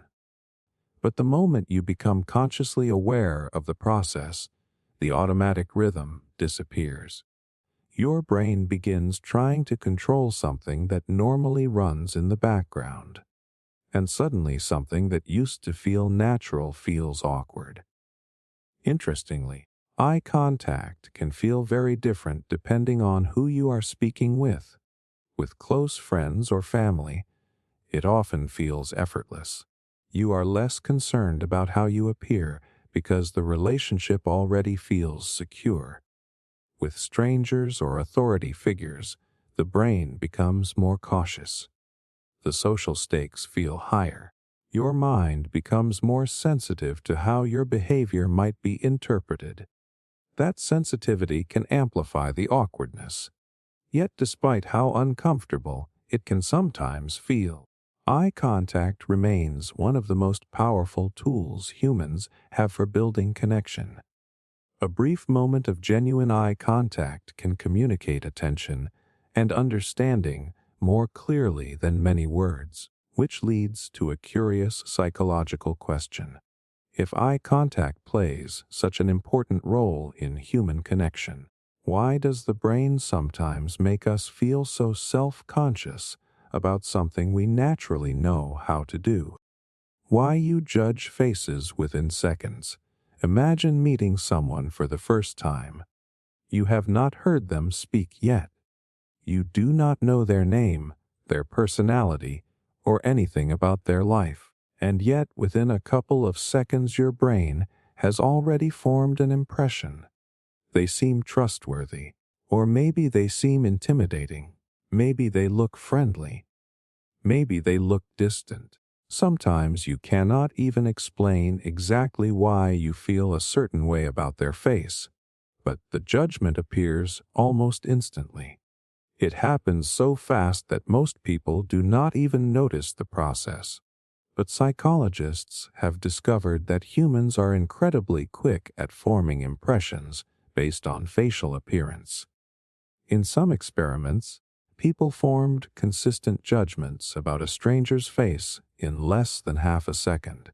That means before a conversation even begins, your brain has already started building a story about who that person might be. At first, this seems unfair. How could anyone accurately judge a person based on a single glance at their face? But the brain is not necessarily trying to be fair. It is trying to be efficient. For most of human history, quickly evaluating unfamiliar people was a survival skill. When encountering someone new, your brain had to make rapid decisions about whether the person seemed safe, cooperative, or potentially threatening. There was not always time to gather detailed information, so the brain learned to use shortcuts. Facial expressions, eye movements, posture, and subtle features all became signals your mind could quickly interpret. Even today, the brain still runs that rapid analysis every time you see a new face. Within seconds it begins asking silent questions. Do they look approachable? Do they seem confident? Do they appear trustworthy? Your brain gathers small visual clues to build these early impressions. For example, people tend to interpret certain facial patterns as friendliness. A relaxed expression, slightly raised eyebrows, or the hint of a smile can make someone appear more open and warm. Other patterns, like tightly pressed lips or a strong glare, might create a sense of distance or seriousness. The brain processes these details extremely quickly, often before you consciously realize what you are seeing. But here is where things become more complicated. Those snap judgments are not always accurate. Your brain is using patterns it learned from past experiences, cultural signals, and media influences. Over time, it builds associations between certain facial traits and certain personality qualities. The problem is that real people are far more complex than those shortcuts. A person who looks serious may simply be thinking deeply. Someone who appears confident might actually feel nervous inside. The brain's first impression is just a quick guess based on limited information. Yet that guess can strongly influence what happens next. Psychologists call this the halo effect. When your brain forms an initial positive or negative impression, it tends to interpret everything else about that person through that lens. If someone appears friendly at first glance, you may be more likely to interpret their words and actions positively. If someone looks distant or intimidating, your brain may search for behaviors that confirm that feeling. The first impression quietly shapes the rest of the interaction. There is also another fascinating layer behind this behavior. Humans are experts at recognizing faces. A large portion of the brain is dedicated to processing facial information. Your mind constantly studies faces for emotional signals, intentions, and social meaning. Faces are one of the richest sources of social data your brain can access. So when you see a new face, your brain immediately starts decoding it. But interestingly, these quick judgments are not fixed forever. As soon as you start interacting with someone, new information begins updating that first impression. A kind voice can soften a face that once seemed cold. A warm laugh can transform someone who initially looked serious. The brain keeps adjusting its interpretation as more information arrives. Still, that first split-second judgment almost always happens before any words are exchanged, and it raises an interesting psychological puzzle. If our brains know so little about a person in those first few seconds, why do those instant impressions often feel so convincing? Why you zone out during conversations? You are in the middle of a conversation. Someone is talking right in front of you. Their voice is clear. You are looking at them. You might even be nodding occasionally. And then suddenly you realize something strange. You have no idea what they just said. Your mind drifted somewhere else without you noticing. Maybe it was only for a few seconds. Maybe it was longer. But at some point your brain quietly wandered off while your body stayed in the conversation. Now you are trying to catch up. You might say something like, "Yeah," or "That makes sense," hoping your reaction fits whatever they were talking about. Or you quickly ask them to repeat the last part because you genuinely lost track of the discussion. This moment can feel awkward, especially when it happens during an important conversation. But psychologists say this behavior is actually very normal. The human brain was never designed to maintain perfect attention all the time. Your attention system constantly shifts between the outside world and your internal thoughts. Even while someone is speaking, your mind is managing several processes at once. You are listening to the words. You are interpreting their meaning. You are observing facial expressions and tone. You are preparing your own response. At the same time, your brain is also monitoring internal signals, random memories, personal concerns, ideas about something you need to do later, thoughts about how you are coming across in the conversation. All of this activity competes for the same limited attention. Your brain cannot fully process everything at once, so occasionally it slips. One moment you are focused on the conversation, and the next your mind follows an internal thought that briefly takes priority. That thought might be small and unrelated, like remembering something you forgot earlier in the day. But the moment your attention shifts inward, you stop processing the words being spoken, even though your ears are still hearing them. Psychologists often connect this behavior to something called the default mode network. This is a network in the brain that becomes active whenever your mind turns inward. It is responsible for daydreaming, reflecting on memories, imagining future situations, and thinking about yourself. When the conversation becomes less stimulating or predictable, your brain may quietly activate this network. Your attention drifts away from the external conversation and into your own internal world. And because the shift happens automatically, you might not notice it immediately. There is also another reason conversations sometimes trigger zoning out. The brain constantly tries to predict what will happen next. During a discussion, once your brain feels like it understands the topic, it may start assuming what the other person is about to say. If the conversation follows a familiar pattern, your brain may feel safe relaxing its attention slightly. That small relaxation can open the door for other thoughts to slip in. Suddenly, you are thinking about something completely unrelated while the conversation continues around you. But interestingly, the brain often snaps back the moment something unexpected happens. If the other person says something surprising, asks you a question, or changes their tone, your attention quickly returns. Your brain detects that the conversation requires your focus again. That is why zoning out usually happens during slower or more predictable moments in a discussion. Your brain believes it can safely drift for a second. But of course, conversations do not pause while your mind wanders.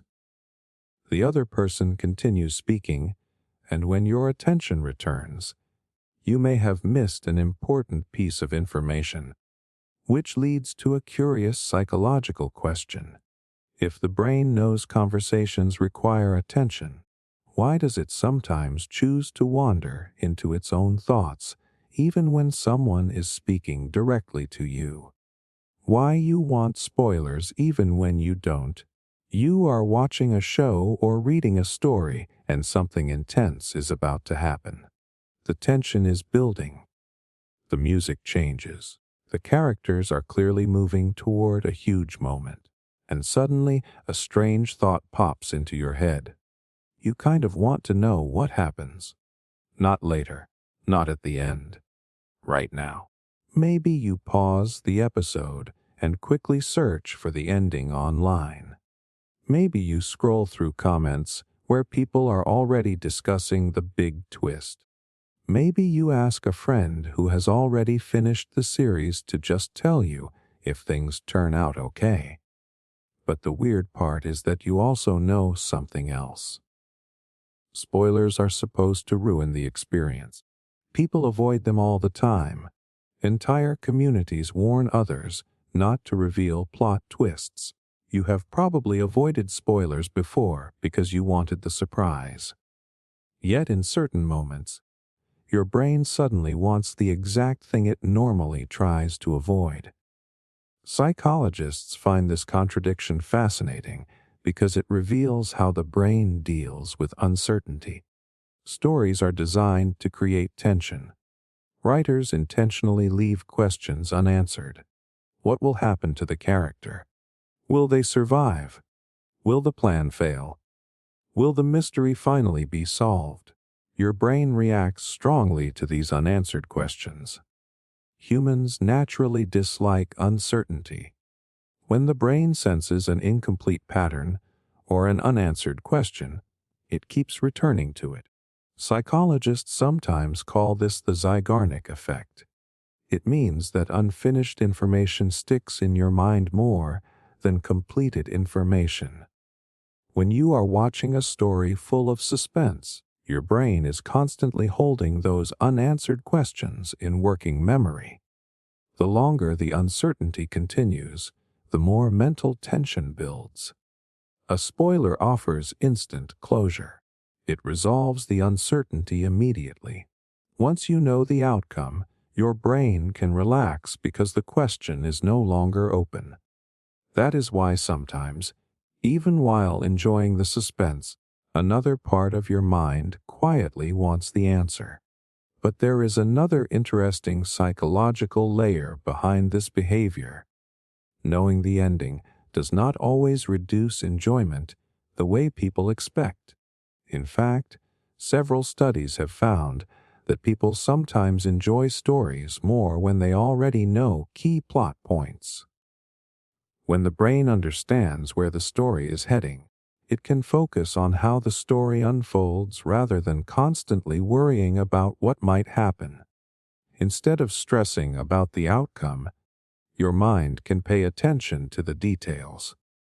The dialogue, the character decisions, the small clues hidden in earlier scenes. In a strange way, the story becomes less about the surprise and more about the journey. But the desire for spoilers is not constant. Sometimes your brain strongly protects the mystery. Other times it feels tempted to peek ahead. This usually depends on how intense the uncertainty feels. If the tension becomes emotionally overwhelming, your brain may seek relief by finding the answer early. If the suspense feels exciting rather than stressful, you are more likely to avoid spoilers and enjoy the mystery. Your brain is balancing two competing motivations: curiosity and closure. Curiosity pushes you to stay in the story and discover the answer naturally. Closure pushes you to remove uncertainty as quickly as possible. Both impulses exist at the same time. That is why people sometimes say, "Do not tell me what happens," while secretly hoping someone gives them a small hint anyway. They want just enough information to ease the tension without completely removing the mystery. Stories play directly with this psychological balance. Good storytelling stretches uncertainty just far enough to keep the brain engaged without pushing it into frustration. But every once in a while the curiosity becomes stronger than the desire for surprise, and the brain decides it wants the answer now, which raises an interesting psychological question. If uncertainty is what makes stories exciting in the first place, why does the brain sometimes try so hard to eliminate that uncertainty before the story even finishes? Why you feel nostalgic for the past. You hear an old song you have not listened to in years. Suddenly everything slows down for a moment. Your mind jumps back to a completely different time, maybe a school hallway, maybe a car ride with friends, maybe a quiet evening when life felt simpler. The music sounds exactly the same, but the feeling it brings is much bigger than the sound itself. For a few seconds you are not just remembering the past. You are almost feeling it again. The strange part is that the memory often feels warmer than the moment probably was when it actually happened. Even if that time in your life was not perfect, the memory now carries a soft glow. It feels meaningful, comforting, even a little bittersweet. That emotional pull is nostalgia, and psychologists have discovered that nostalgia is not just a random emotional reaction. It is something the brain actively creates. When you look back on the past, your memory system does not simply replay events like a recording. Instead, the brain reconstructs those moments using pieces of information stored in different areas. Images, sounds, emotions, and personal meaning all combine to rebuild the memory. But here is where things become interesting. Your brain does not rebuild the memory exactly the way it happened. Over time, it quietly edits the experience. Psychologists often refer to this as the rosy retrospection effect. When people remember past experiences, they tend to highlight the positive aspects while fading some of the stress or discomfort that was present at the time. The brain smooths the rough edges. A long road trip that once felt exhausting now becomes a fun adventure in memory. A difficult school year becomes a collection of funny moments with friends. Even ordinary days from the past can start to feel special simply because they belong to another chapter of your life. Your mind shapes the memory into something emotionally meaningful. But nostalgia is not only about remembering good times, it is also about reconnecting with who you used to be. When you think about the past, you are also remembering earlier versions of yourself, the places you lived, the people around you, the routines that filled your days. These memories help create a sense of personal continuity. Your brain uses them to answer an important question: how did I become the person I am now? By revisiting earlier moments, your mind reinforces the story of your own life. There is also a deeper emotional function behind nostalgia that psychologists find fascinating. Nostalgic memories often appear when people feel uncertain, lonely, or disconnected in the present. During those moments, the brain reaches back to memories that remind you of belonging and meaning. You remember friendships, family gatherings, shared experiences, and familiar places. Those memories quietly reassure the mind that you have been connected to others before and that those connections still matter. In other words, nostalgia acts like an emotional anchor. It reminds you that your life has history, relationships, and meaningful moments behind it. Interestingly, nostalgia often mixes two emotions at the same time: warmth and sadness. The warmth comes from remembering something meaningful. The sadness comes from realizing that moment exists only in the past now. That combination creates the unique feeling people describe as bittersweet. Your brain is celebrating the memory while also recognizing the passage of time. But despite that bittersweet quality, nostalgia is surprisingly healthy for the mind. Research suggests that people who experience nostalgia regularly often feel stronger connections to others and a clearer sense of identity. The past becomes a resource your brain can draw on when the present feels uncertain. Yet nostalgia also raises a curious psychological puzzle.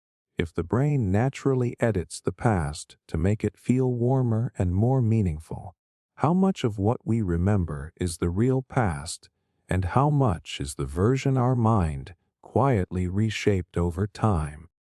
Why certain sounds instantly irritate you? You are sitting somewhere quiet when suddenly you hear it.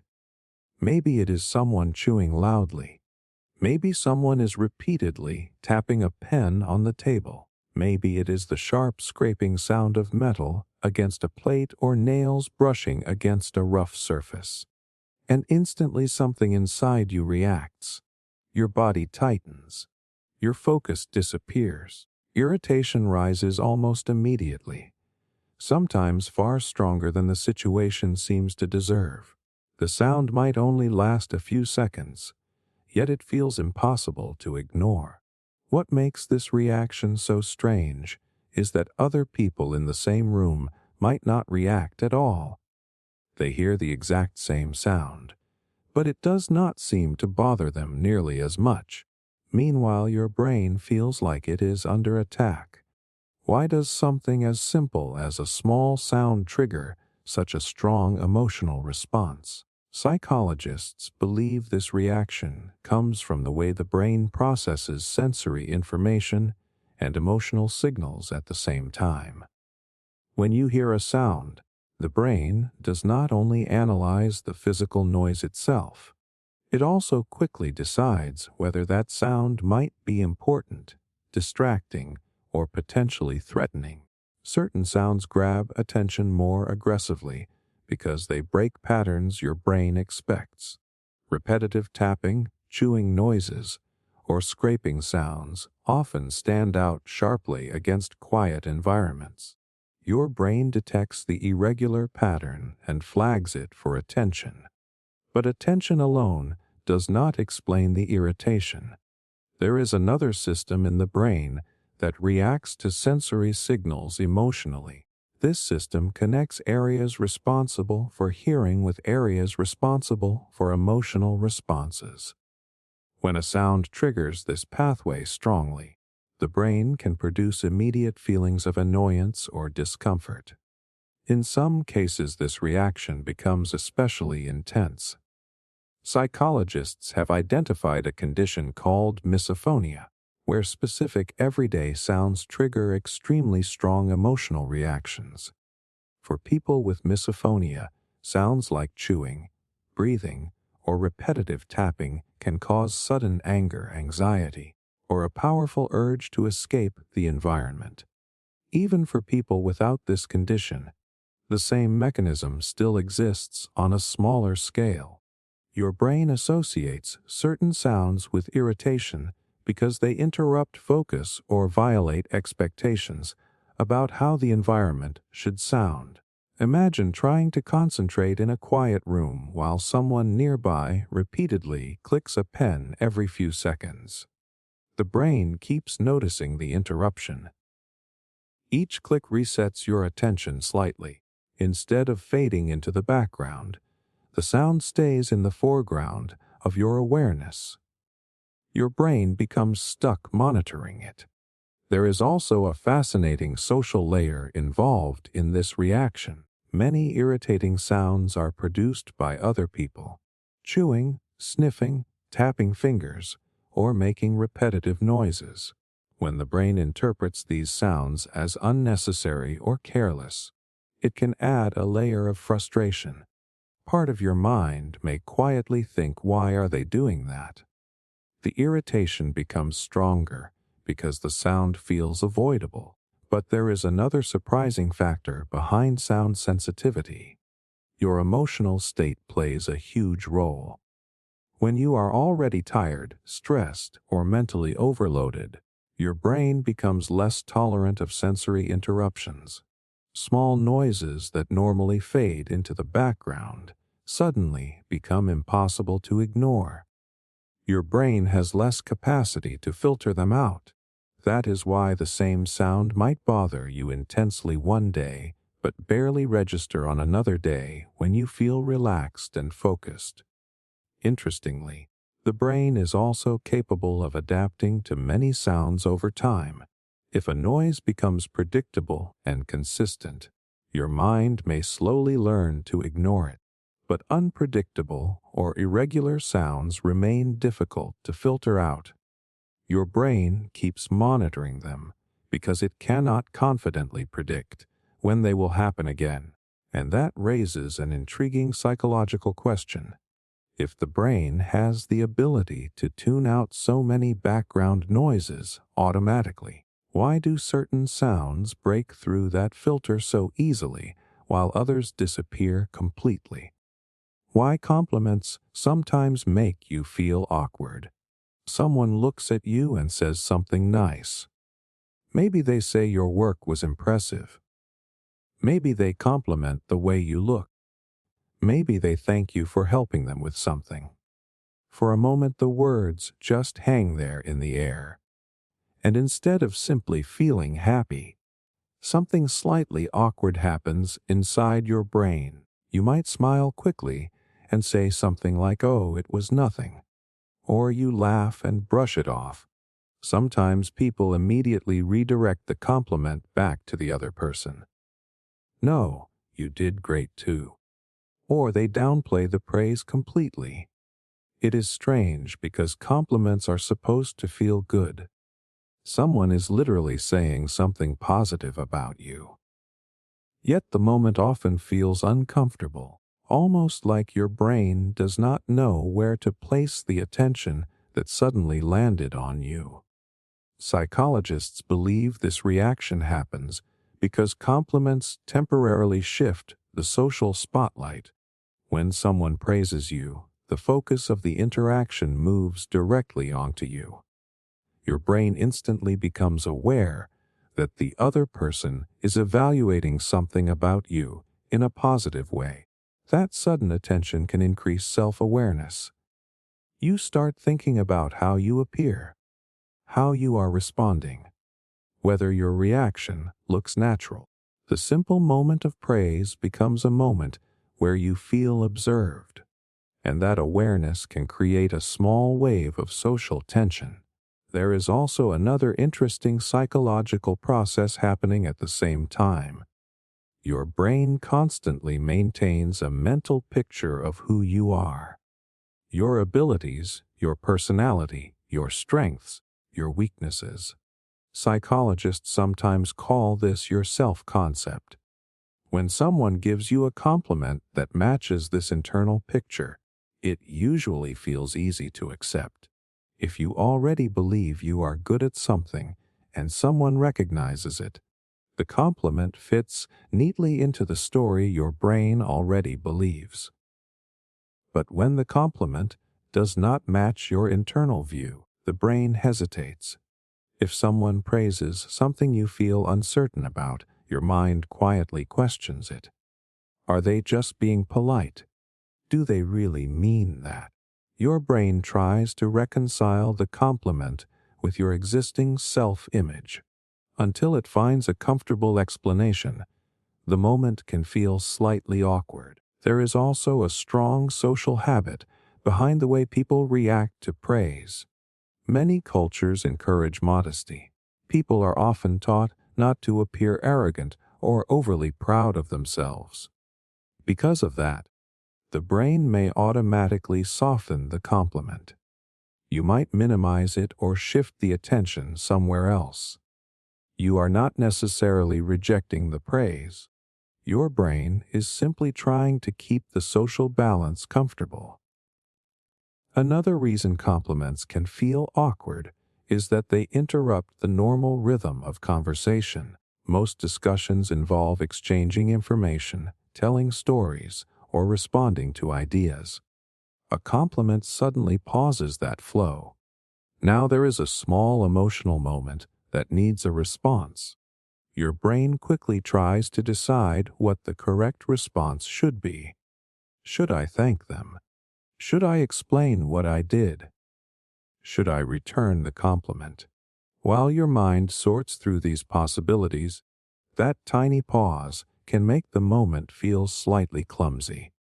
Interestingly, people often become more comfortable receiving compliments as they build stronger relationships with the person giving them. When the connection feels secure, the praise feels more genuine and less like an evaluation. The brain relaxes because the compliment fits into an already established trust. But even then, the small moment of attention can still trigger a bit of self-awareness. Your brain briefly steps into the spotlight, and sometimes that spotlight feels brighter than expected, which leads to a fascinating psychological question. If compliments are meant to strengthen social bonds and make people feel appreciated, why does the brain sometimes react to them with discomfort instead of simple happiness? Why your mind jumps to worst-case scenarios? You send a message to someone and they do not reply for a while. At first you barely notice. Maybe they are busy. Maybe they have not seen it yet. But after some time passes, your mind starts filling in the silence. Did I say something wrong? Are they upset with me? Maybe they are ignoring me. Within a few minutes, your brain can build an entire story out of almost no information. The situation might be completely harmless, yet your mind quietly drifts toward the most uncomfortable possibilities. This pattern shows up in many parts of life. Your boss says they want to talk later, and suddenly your brain starts imagining bad news. A friend sounds slightly distant on the phone, and you begin wondering if something is wrong with the friendship. A small mistake at work turns into a fear that everything might fall apart. Logically, you know these thoughts are exaggerated, but the brain often goes there anyway. Psychologists sometimes refer to this habit as catastrophizing. It is the tendency to imagine negative outcomes even when the evidence is unclear or incomplete. At first, this seems like an irrational quirk of the mind, but the brain did not develop this habit by accident. For most of human history, quickly anticipating danger was extremely valuable. Early humans lived in environments where ignoring potential threats could be costly. If you heard a strange noise in the bushes, assuming the worst could keep you alive, your brain evolved to detect possible problems before they fully appear. In other words, the mind is not designed to be perfectly calm and optimistic. It is designed to scan for risks, and when information is missing, the brain often fills the gap with caution. Imagine standing in a dark room and hearing something move. Your brain does not immediately assume everything is safe. It briefly considers the possibility that something could be wrong. That instinct helped humans survive unpredictable environments. Even though modern life rarely involves those kinds of threats, the same mental system is still active. The brain continues scanning everyday situations for possible negative outcomes. Silence in a text conversation becomes suspicious. An unclear comment from someone feels like a warning. Small uncertainties become mental puzzles the brain wants to solve quickly. And because negative outcomes are more important to notice than positive ones, the brain often gives them priority. Psychologists call this negativity bias. Negative possibilities capture attention more strongly because they might require action. If something could go wrong, the brain wants to prepare you for it. But there is another interesting layer behind worst-case thinking. When the brain imagines potential problems, it believes it is helping you prepare. By mentally rehearsing difficult outcomes, the mind tries to reduce surprise if something bad actually happens. It is a form of psychological preparation. The brain thinks it is protecting you. The problem is that this system sometimes becomes overactive. Instead of briefly considering a risk and moving on, the mind starts building detailed scenarios. One thought leads to another, and soon you are imagining situations far beyond the original trigger. A delayed message turns into a damaged relationship. A small mistake turns into a major failure. The brain treats the imagined scenario almost as if it were real, creating genuine stress, even though nothing has actually happened. Interestingly, this tendency often becomes stronger during periods of uncertainty or emotional stress. When the brain feels less in control of the environment, it increases its search for possible threats. Your mind starts scanning harder for things that might go wrong. Yet most of the time, those worst-case scenarios never actually happen. The brain created them simply because it prefers being prepared rather than surprised. Which leads to a fascinating psychological question. If the brain knows that most imagined disasters never occur, why does it keep generating them so convincingly in the first place? Why canceled plans sometimes feel good? You make plans with someone days in advance. Maybe it is dinner, a gathering, or some event you agreed to attend.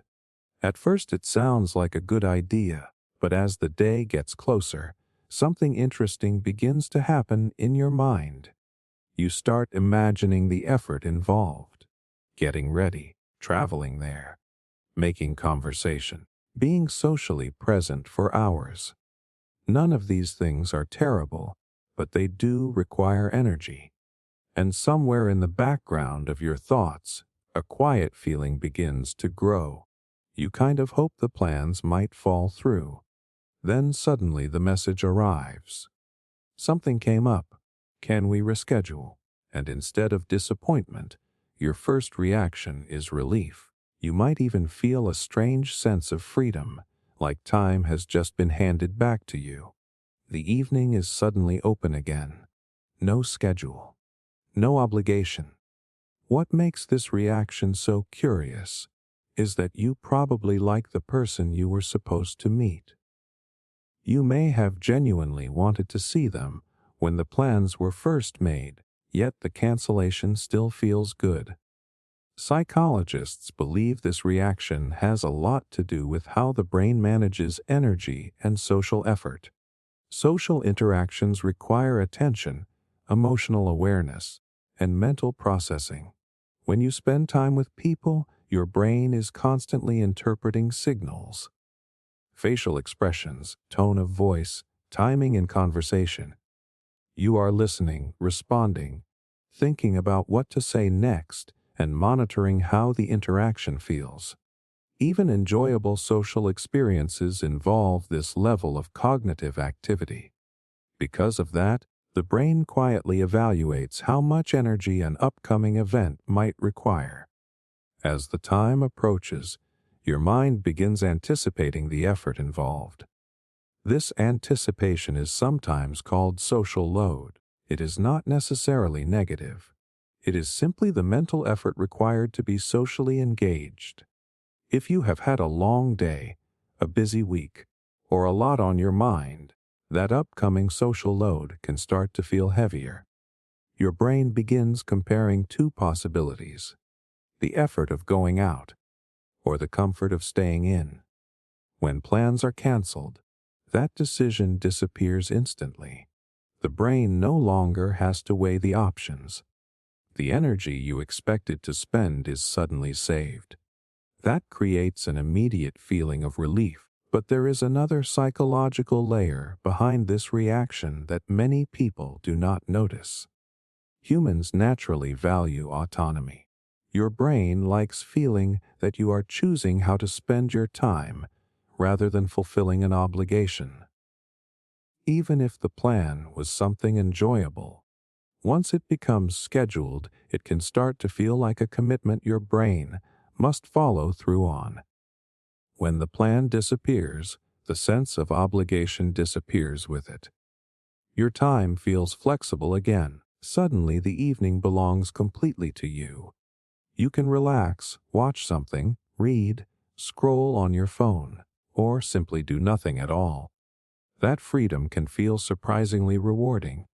Interestingly, this reaction often depends on your energy level and personality.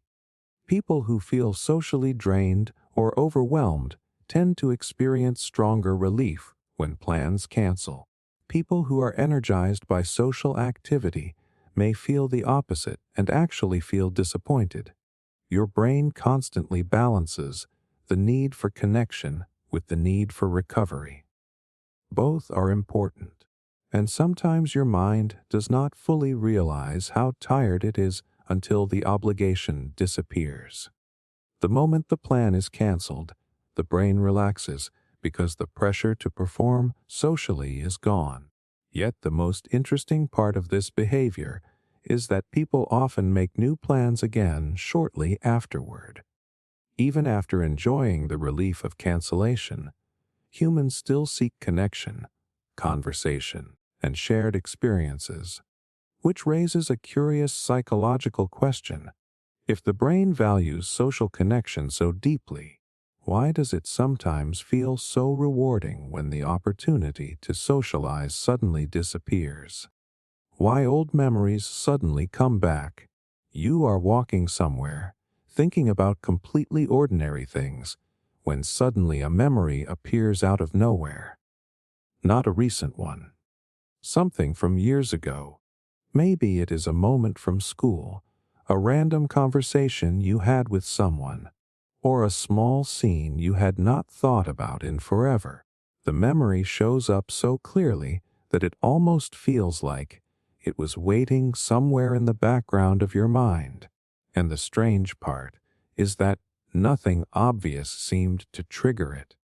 One second you were thinking about the present, and the next your brain quietly opened a door to the past. Most people assume memories only appear when we intentionally try to remember something. You search your mind for a name, a place, or an event, and eventually the memory surfaces. But psychologists know that many memories do not work that way at all.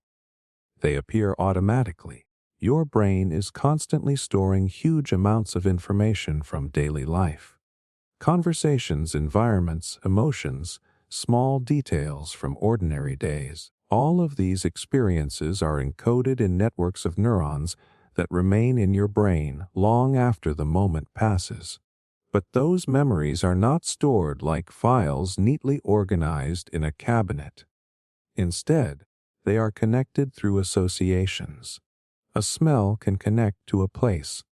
A song can connect to a person. A particular phrase can connect to a moment from years earlier. Your brain builds a web of links between experiences, emotions, and sensory signals. Because of that network, memories can be triggered in unexpected ways. You might walk past a bakery and smell something familiar. Suddenly, your mind jumps to a childhood morning in the kitchen, or you hear someone laugh in a certain way, and it reminds you of a friend you had years ago. Sometimes the trigger is so subtle that you do not consciously notice it. Your brain detects the similarity before you do. Psychologists call this involuntary memory recall. It happens when a memory surfaces without deliberate effort, often because a small sensory cue activated the network connected to it. Your brain quietly followed the link. But there is another fascinating reason these sudden memories appear. The brain constantly reorganizes information in the background. Even when you are not actively thinking about the past, your mind is strengthening certain memory connections while weakening others. This process helps the brain keep important experiences accessible. During quiet moments, when your mind is relaxed, these internal networks sometimes activate on their own.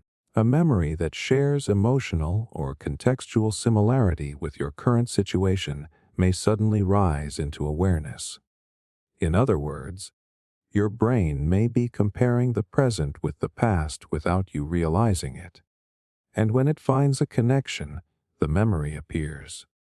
Interestingly, emotional experiences are especially likely to return this way. Moments that involved strong feelings create stronger neural patterns. The brain stores them more deeply because they may contain useful lessons or important personal meaning. That is why memories connected to friendships, embarrassment, excitement, or major life events often appear years later with surprising clarity. Your brain marked them as significant. Even small memories can return if they were connected to a particular feeling or environment. But here is what makes this process even more mysterious. When a memory returns suddenly, it often feels vivid for a moment and then fades again just as quickly. The brain brought it forward briefly and then allowed it to slip back into the background of your mind, almost like a reminder passing through. Which raises a fascinating psychological question. If your brain holds thousands of memories from your life, why do certain random ones surface at specific moments while countless others remain hidden for years? Why you imagine conversations before they happen? You are about to meet someone later in the day, and without even trying, your mind starts running a small rehearsal. You imagine what they might say. Then you imagine what you will say back. Maybe the conversation is simple, like asking for help or explaining something. Maybe it is more serious, like discussing a problem or sharing an opinion. Either way, your brain begins playing out the exchange before the moment even happens. You picture the setting, the tone of the conversation, the possible reactions. Sometimes you even imagine multiple versions of the same discussion. What if they respond this way? What if they disagree? What if the conversation goes better than expected? By the time the real moment arrives, your mind may have already practiced the interaction several times. At first, this habit seems strange. Why would the brain spend so much time imagining something that has not even happened yet? But psychologists see this behavior as one of the brain's most useful tools for navigating social life. Human conversations are unpredictable. Every interaction involves emotions, expectations, and subtle signals from the other person. The brain understands that social situations can change quickly, so it prepares. When you mentally rehearse a conversation, your brain is running a simulation. It is testing possible outcomes and preparing responses ahead of time. This allows you to feel more ready when the real interaction begins. Your mind is essentially practicing without risk. If the imagined conversation goes badly in your head, nothing actually happens. You simply adjust the response and run the scenario again. The brain learns from each version. This process is closely related to how humans plan many types of actions. Athletes visualize movements before performing them. Musicians mentally rehearse songs. Your brain uses similar mental simulation when preparing for conversations. It is trying to reduce uncertainty. Social interactions involve another layer that makes rehearsal especially useful. Humans are deeply aware of how others perceive them. During conversations, your brain constantly monitors tone, body language, and emotional signals. That means you are not just thinking about what to say. You are also thinking about how your words might be interpreted. Imagining the conversation in advance helps your brain test those possibilities. If you expect a disagreement, your mind might prepare calmer explanations. If you anticipate a sensitive topic, you may rehearse gentler wording. The brain quietly adjusts the strategy before the moment even arrives. But mental rehearsal is not only about avoiding conflict. It also helps you organize your thoughts. When you imagine explaining something to someone, your brain starts arranging the information in a clearer structure. Ideas that once felt messy become more organized because your mind is preparing to communicate them. That is why people often feel more confident in a conversation after thinking about it ahead of time. Their brain has already built the outline. However, there is another interesting side to this behavior. Sometimes the imagined conversations become far more dramatic than the real ones. Your brain might picture arguments, misunderstandings, or complicated reactions that never actually happen.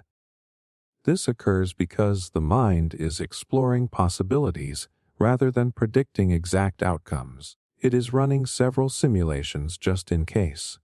Most of them remain purely imaginary. Yet, even those exaggerated scenarios serve a purpose. They allow the brain to explore emotional responses and prepare for situations that might require quick thinking. Your mind would rather be overprepared than caught completely off guard, which leads to a curious psychological question. If the brain spends so much time rehearsing conversations in advance, why do real interactions still manage to surprise us so often? Why you save videos you never watch, You are scrolling through videos and suddenly one catches your attention. Maybe it is something interesting. Maybe it looks useful. Maybe it promises to teach you something in just a few minutes. You do not watch it right away. Instead, you tap save. The idea feels simple. I will come back to this later. Maybe when I have more time. Maybe when I feel more focused. Maybe when I am in the mood to actually pay attention. Then you keep scrolling. Hours later, days later, sometimes even months later. The video is still sitting in your saved list. And if you are honest, there is a good chance you will never actually watch it. But at the moment you saved it, the decision felt completely reasonable. Your brain truly believed that future you would come back and press play. So why does this happen so often? Psychologists believe this habit comes from the way the brain manages curiosity and possibility. When you see a video that looks interesting, your mind experiences a small burst of curiosity. The title promises information, entertainment, or a new idea. Your brain recognizes that the content might have value. But at the same time, you may not have the energy or attention to watch it right now. Instead of rejecting the video, the brain finds a compromise. Saving the video keeps the possibility alive. It feels like you captured something useful without needing to deal with it immediately. The moment your brain taps save, the curiosity is partially satisfied because the content is no longer lost. You have secured access to it. But here is where the psychology becomes interesting. The feeling of saving something can create a subtle sense of completion. Your brain behaves as if you have already handled the information, even though you have not actually consumed it yet. The task feels mentally checked off because you stored it for later. This phenomenon is closely related to how humans deal with unfinished information. When you capture something for future use, your brain reduces the urgency to act on it right away. In other words, saving the video quiets the curiosity that made you interested in the first place. There is also another layer connected to identity. Many videos we save represent the kind of person we imagine ourselves becoming. A fitness video might represent the healthier version of you. A productivity video might represent a more organized future version of you. A documentary might represent a more knowledgeable version of you. By saving the video, your brain symbolically moves closer to that version of yourself. It feels like progress, even though nothing has actually changed yet. The saved list becomes a collection of intentions rather than actions. And because those intentions feel good in the moment, the brain keeps repeating the habit. Each saved video creates the feeling that you are gathering useful things for the future. But when the future arrives, your attention moves to something new instead. Another interesting factor is the endless flow of content itself. Social platforms constantly show new videos faster than your brain could ever watch them. Your mind knows that if you do not save something now, it may disappear into the stream forever. Saving becomes a way to protect the opportunity.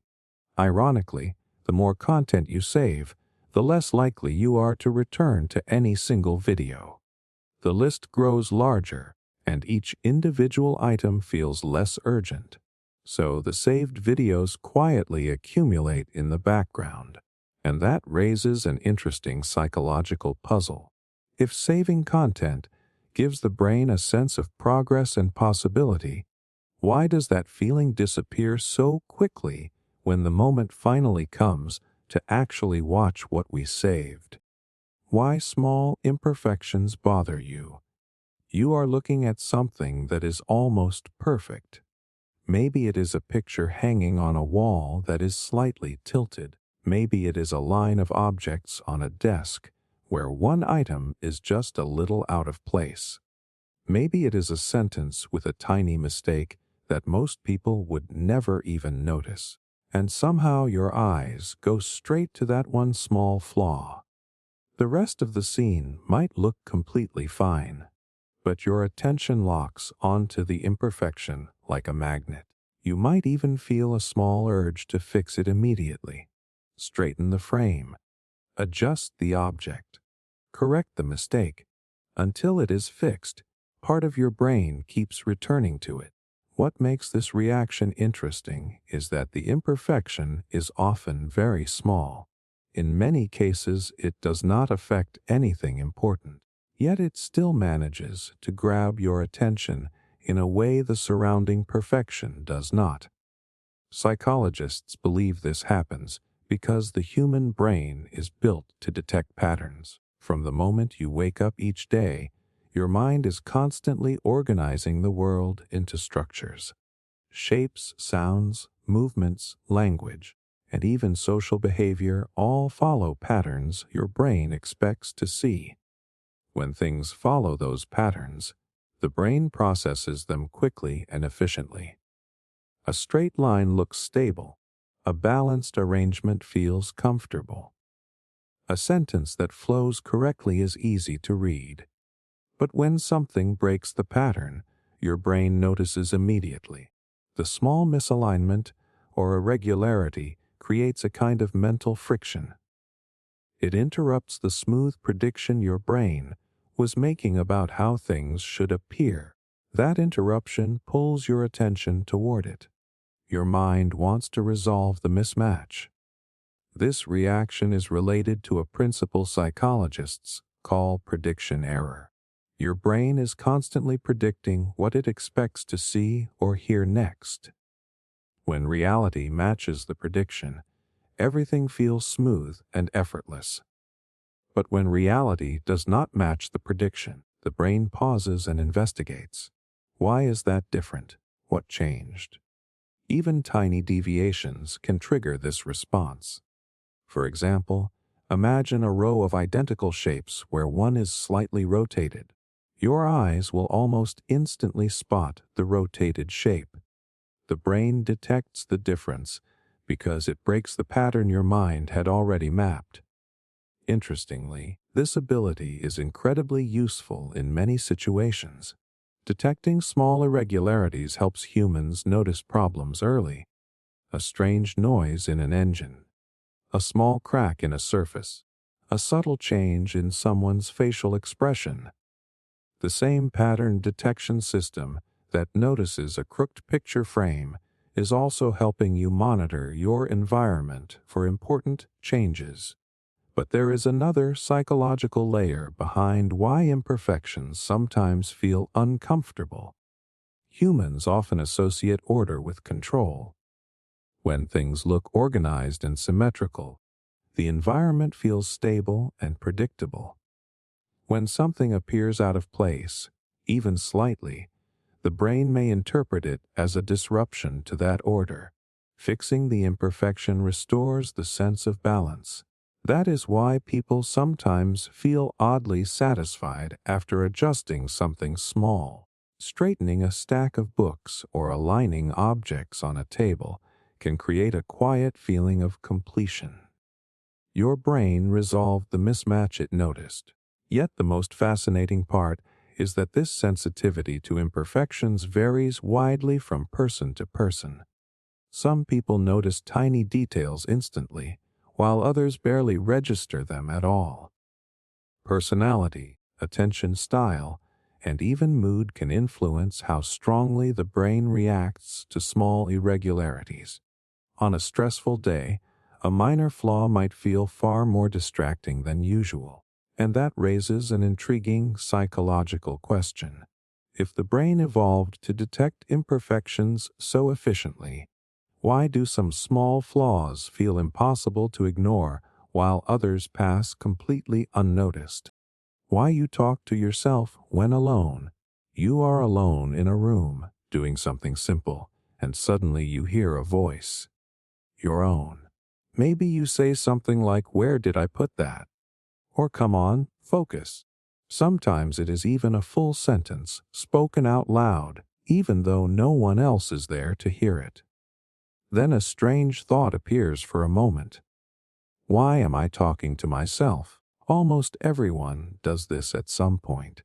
Some people whisper quietly under their breath.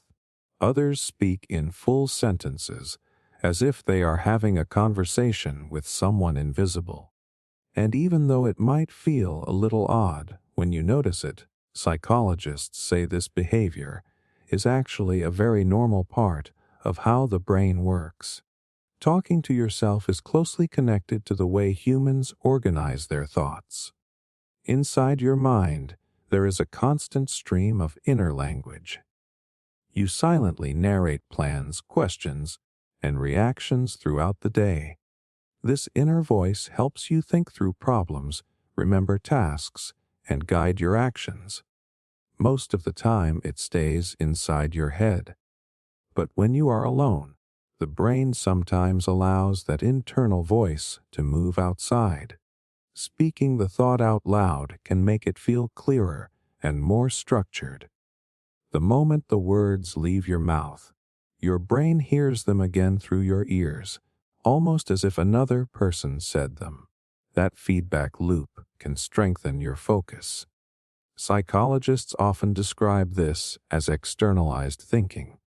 When you speak your thoughts out loud, you create a small system where your brain produces the idea, hears it, and processes it again. This repetition can help the mind organize information more effectively. That is why people sometimes talk themselves through tasks. You might say, first I need to find the keys, then I need to grab my bag. By turning the plan into spoken words, your brain reinforces the sequence of actions. Children do this even more frequently. When young kids are solving puzzles or learning new tasks, they often narrate everything they are doing out loud. This behavior helps their developing brain manage complex actions step by step. As people grow older, the narration usually moves inside the mind, but it never fully disappears. Under certain conditions, especially when concentrating or problem solving, the brain may bring the voice back outside again. Talking to yourself can also help regulate emotions. Imagine feeling frustrated while working on something difficult. Saying something like, "Okay, calm down," or "let me try that again," can actually influence how your brain processes the emotion. The spoken words act almost like guidance. You become both the person experiencing the frustration and the person giving advice about how to handle it. This dual role can make challenges feel easier to manage. Athletes sometimes use this technique intentionally. They give themselves verbal cues during training or competition to maintain focus. Simple phrases spoken out loud can reinforce confidence and attention. Your brain responds to the sound of the words in a powerful way. There is another interesting reason self-talk appears most often when you are alone. When other people are around, social norms quietly limit how much of your inner thoughts you express. Your brain filters the voice so it stays inside your head. But when you are by yourself, those social filters relax. The brain feels free to speak. In those moments, talking out loud becomes just another tool your mind uses to think, plan, and regulate emotions. Yet the most fascinating part of this behavior is that your brain can play both roles at the same time. You are the speaker and the listener, which raises a curious psychological question. If your brain already hears your thoughts internally, why does speaking them out loud sometimes make them feel clearer and more convincing than thinking them silently? Why late-night talks feel more honest? Think about the last time you had a really deep conversation with someone. Not the kind where you talk about work, plans, or everyday updates. The kind where people start sharing things they normally keep quiet. personal stories, honest opinions, feelings that rarely come up during the day. Now think about when that conversation probably happened. Chances are it was late at night. Maybe you were sitting with a friend after a long day. Maybe it was during a quiet car ride. Maybe you were lying on the floor or sitting somewhere calm, talking about life while the rest of the world seemed to slow down, and somehow the conversation felt different, more open, more real. Like people were saying things they would normally filter out. There is a reason this happens so often. Psychologists believe late-night conversations feel more honest because the brain functions differently when the day winds down. Throughout the day, your mind is constantly managing responsibilities, work tasks, schedules, decisions, social expectations. Your brain stays alert and focused on efficiency. It filters what you say carefully because you are navigating a structured environment.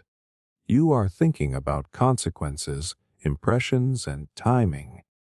But as night approaches, something subtle begins to change. Your mental defenses start lowering.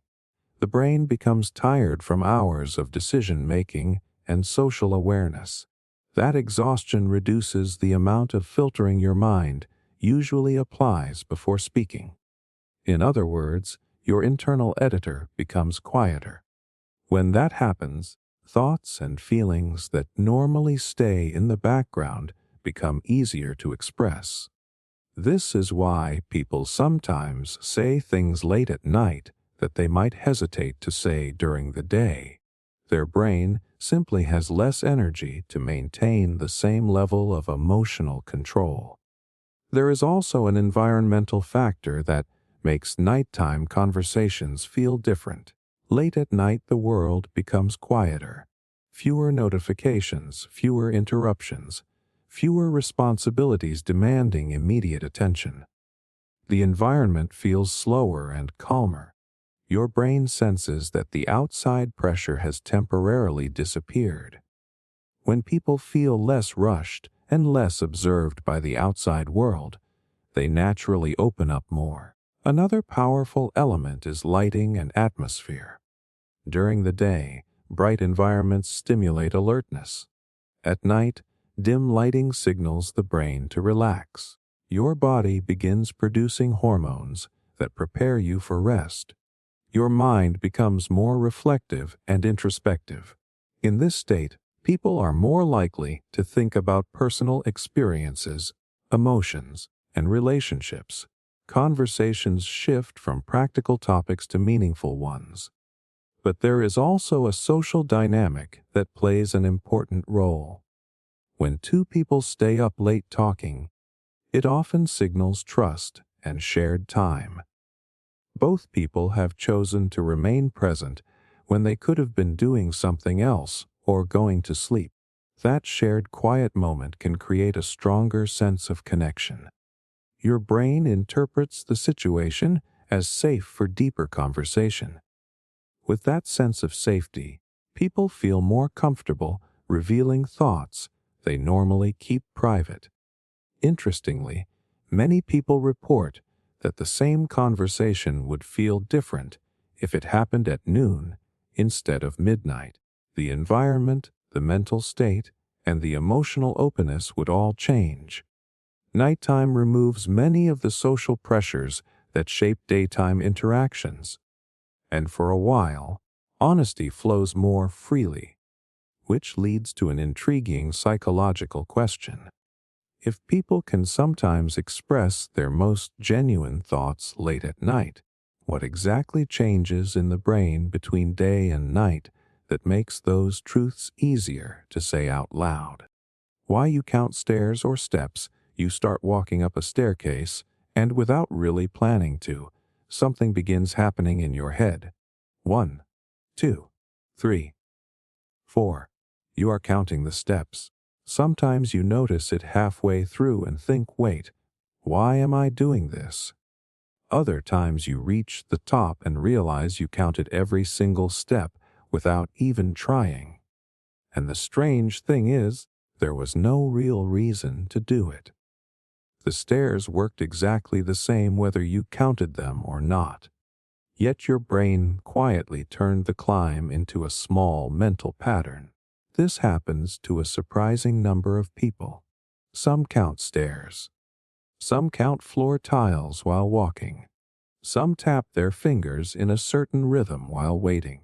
These tiny counting habits appear in everyday moments when nothing particularly important is happening. Psychologists believe this behavior is connected to how the brain deals with repetition and idle attention. When you climb stairs, the movement is predictable. Each step looks similar. The rhythm of your body repeats again and again. Your brain quickly recognizes this pattern. Once the movement becomes automatic, the part of your mind responsible for controlling your legs does not need much attention anymore. That frees up mental space. Your brain suddenly has extra processing power with nothing specific to focus on, and the human mind rarely likes empty space, so it fills the gap. Counting becomes a simple way for the brain to attach structure to repetitive actions. The numbers match the rhythm of your movement, giving your mind a small task while your body continues the physical motion. It is almost like your brain is creating a tiny game out of something ordinary. There is also a deeper psychological mechanism behind this habit. Humans naturally enjoy completing sequences. When you begin counting steps, your brain quietly wants to reach the end of the sequence. If you start at one, part of your mind feels compelled to continue until the staircase is finished. This desire for completion is closely related to the way the brain handles patterns and goals. Even small, meaningless sequences can trigger that instinct. The numbers create a beginning, a middle, and an end. Your brain likes finishing the pattern. Another interesting factor is that counting can increase awareness of movement. When you match numbers to physical steps, your brain links thought with action. This can make repetitive motion feel slightly more engaging. That is why similar habits appear during other activities too. People count laps while swimming. They count repetitions during exercise. They count beats while listening to music. The brain uses numbers to anchor attention to rhythm, but the habit does not appear every time you climb stairs. It usually shows up when your mind is relaxed or slightly bored. If you are deeply distracted by a conversation or focused on reaching your destination quickly, the counting may never begin. Your attention is already occupied. When the brain senses spare mental capacity, that is when these small patterns tend to appear. Interestingly, these habits can also provide a subtle sense of control. By organizing repetitive actions into a sequence, your mind creates a tiny structure inside an otherwise automatic activity. It gives the brain something predictable to follow, and even though counting stairs has no practical purpose, the brain still treats it as a small, completed task once you reach the top. Which leads to a curious psychological question. If the brain constantly searches for patterns and sequences to follow, how many of the small habits we repeat every day are simply our mind inventing structure where none was actually needed? Why you keep things just in case? You are cleaning a drawer or organizing a shelf when you find something you have not used in a very long time. Maybe it is an old cable, maybe a random tool, maybe a notebook you never finished. You pick it up, look at it for a moment, and a familiar thought appears almost instantly. I might need this later. So instead of throwing it away, you put it back. The object returns to its place, waiting for a future moment that may or may not ever come. Months pass, sometimes years. The item stays there untouched, quietly existing in the background of your life. And if someone asks why you still keep it, the answer usually sounds simple: just in case. This tiny phrase carries a lot of psychological weight. Even though the item has not been useful for a long time, your brain hesitates to let it go because it represents a possibility. As long as the object exists, the chance that it might become useful still feels real. The moment you throw it away, that possibility disappears. Psychologists believe this reaction is connected to how the brain evaluates loss and uncertainty. Humans are naturally sensitive to the idea of losing something that might have future value. Even if that value is small or unlikely, the brain tends to treat the loss as more significant than the effort of simply keeping the item. In other words, the brain often prefers holding on to something rather than risking the regret of needing it later. This tendency is closely related to what psychologists call loss aversion. People generally feel the pain of losing something more strongly than the satisfaction of gaining something new. Throwing an item away feels like closing a door forever. Keeping it leaves the door slightly open. There is also another layer behind the just-in-case instinct. Objects often carry small pieces of memory or identity. A tool might remind you of a project you once planned. An old notebook might represent ideas you once wanted to pursue. Even if you never return to those plans, the item quietly holds a connection to that version of yourself. Letting it go can feel like letting go of that possibility too. Sometimes the brain is not just protecting the object. It is protecting the story attached to it. Another reason people keep things is because the cost of keeping them feels extremely small in the moment. One more cable in a drawer does not seem like a big deal. One extra item on a shelf does not feel like clutter. But over time, those small decisions accumulate. Your brain rarely notices the total number of just-in-case items because each individual decision felt harmless when it was made. Interestingly, the brain also struggles to predict future needs accurately. When you imagine a scenario where the item might become useful, the situation feels surprisingly vivid. Your mind can easily picture needing that exact object at some random moment. Because the scenario is easy to imagine, the brain treats it as more likely than it actually is. This mental shortcut makes it harder to discard things connected to those imagined situations. So the object stays, not because it has proven value today, but because it represents a future problem your brain believes it might solve. Yet the fascinating part of this behavior is that most just-in-case items are never actually used again. They sit quietly in drawers, boxes, and closets, surviving decision after decision simply because the brain does not like closing possibilities. Which raises an interesting psychological question. If the brain wants to avoid future regret by keeping these items, why do people often feel a sense of relief and mental clarity after finally letting many of them go? Why perfect patterns feel so good? Have you ever looked at something perfectly organized and immediately felt a strange kind of satisfaction? Maybe it is a row of objects lined up evenly on a shelf. Maybe it is a perfectly symmetrical design. Maybe it is something simple like tiles arranged in a flawless grid or colors fading smoothly from one shade to another. You do not need anyone to explain why it looks good. Your brain just feels it. The moment your eyes land on a perfectly balanced pattern, something inside you relaxes slightly. It feels clean, complete, almost calming. Even if the pattern has no practical purpose, it still creates that quiet sense of order. But why does the human brain react this way? Psychologists believe the answer lies in how the brain constantly tries to predict and organize the world around you.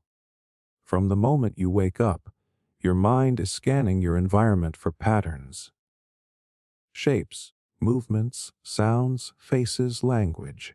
Your brain is always asking a silent question. Does this make sense? When the brain encounters something chaotic or irregular, it has to work harder to understand it. The mind searches for meaning, comparing the information to patterns it already knows. That extra processing requires energy. But when something follows a perfect pattern, the opposite happens. The brain recognizes the structure instantly. Symmetry, repetition, and balance are easy for the mind to decode because they match patterns your brain has seen thousands of times before. The information fits smoothly into the brain's expectations. And when something fits perfectly, the brain experiences a small reward.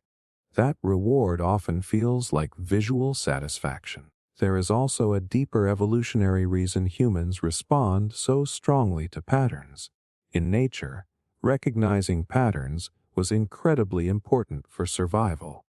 Being able to detect shapes, rhythms, and visual structures helped humans notice food sources, track movement, and recognize familiar environments. Your brain evolved to quickly identify order within complex surroundings. Perfect patterns represent a kind of ideal signal. They are predictable, balanced, and easy for the brain to process.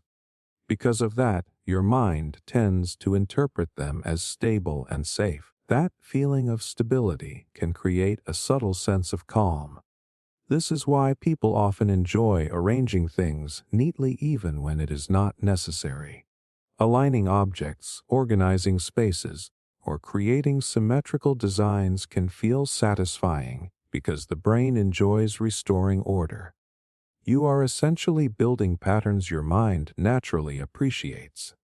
Interestingly, the brain also releases small amounts of pleasure-related chemicals when it successfully recognizes or completes patterns. Solving puzzles, finishing a symmetrical design, or spotting a perfect arrangement can activate this reward system. Your brain celebrates the moment it understands the structure. That is why people sometimes stare at satisfying patterns for longer than they expect.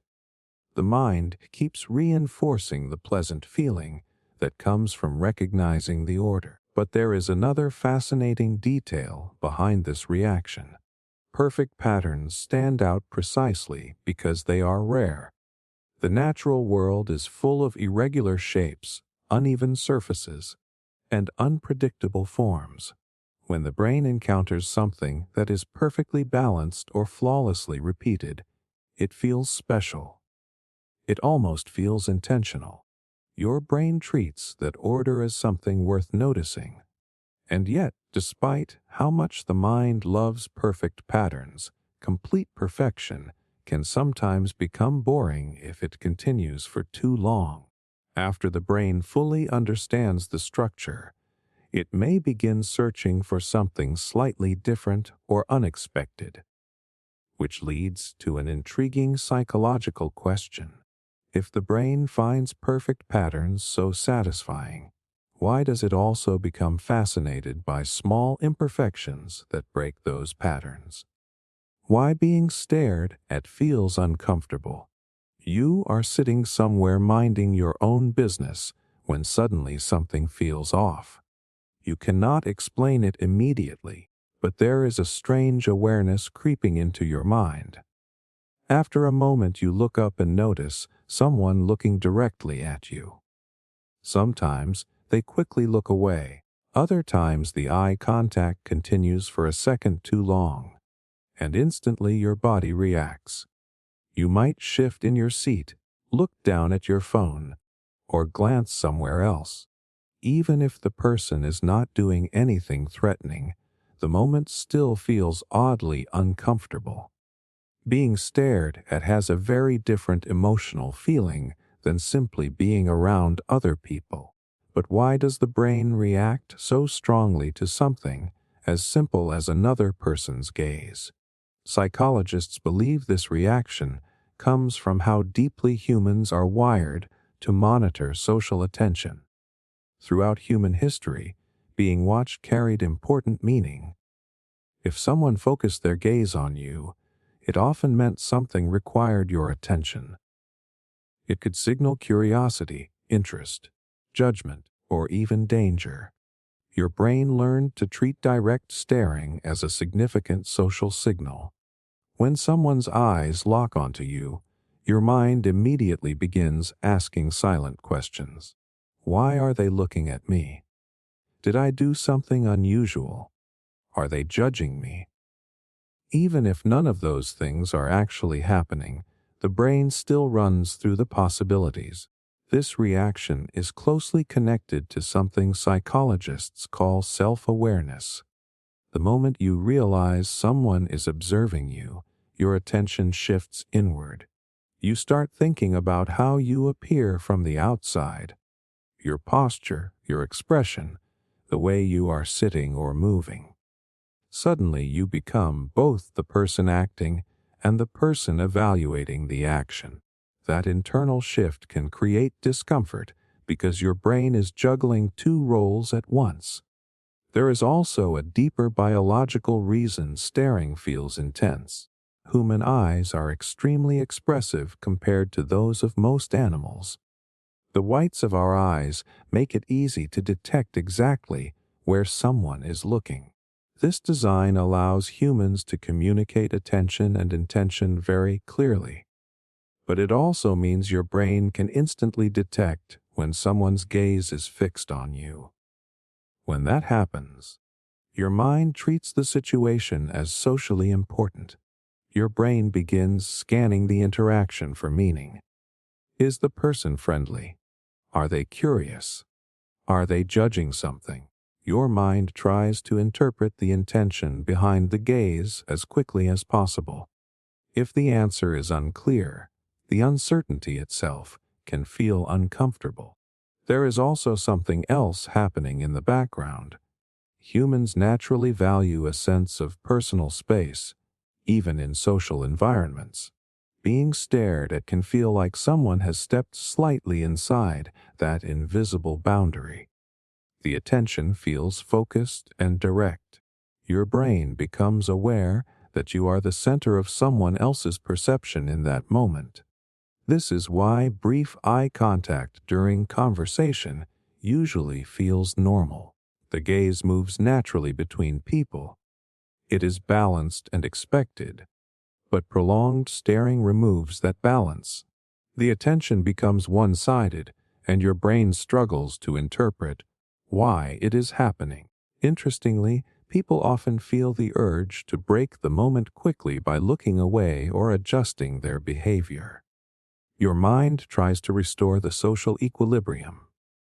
Once the gaze ends, the tension usually disappears almost immediately.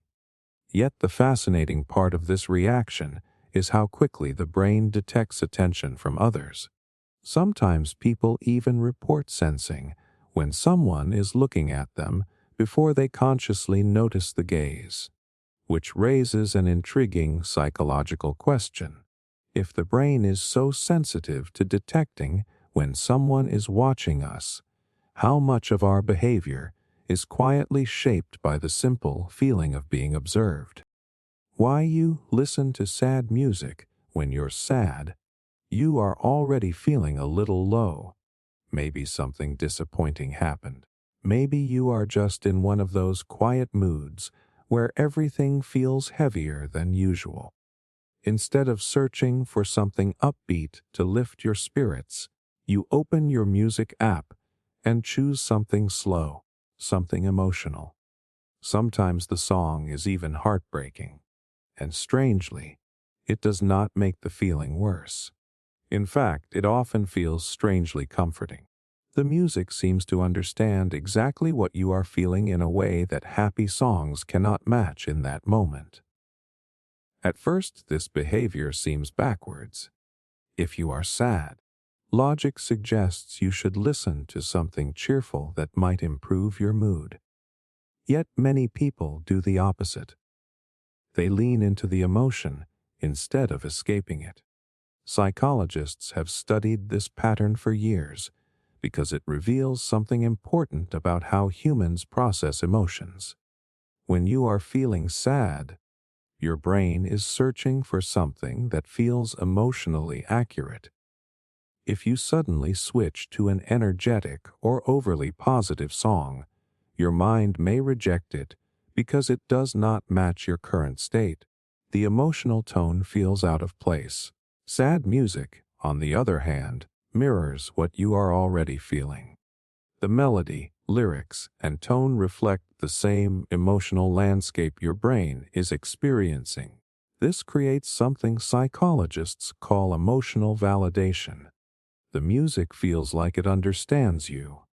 When the sound matches your mood, your brain does not feel pressured to change how it feels immediately.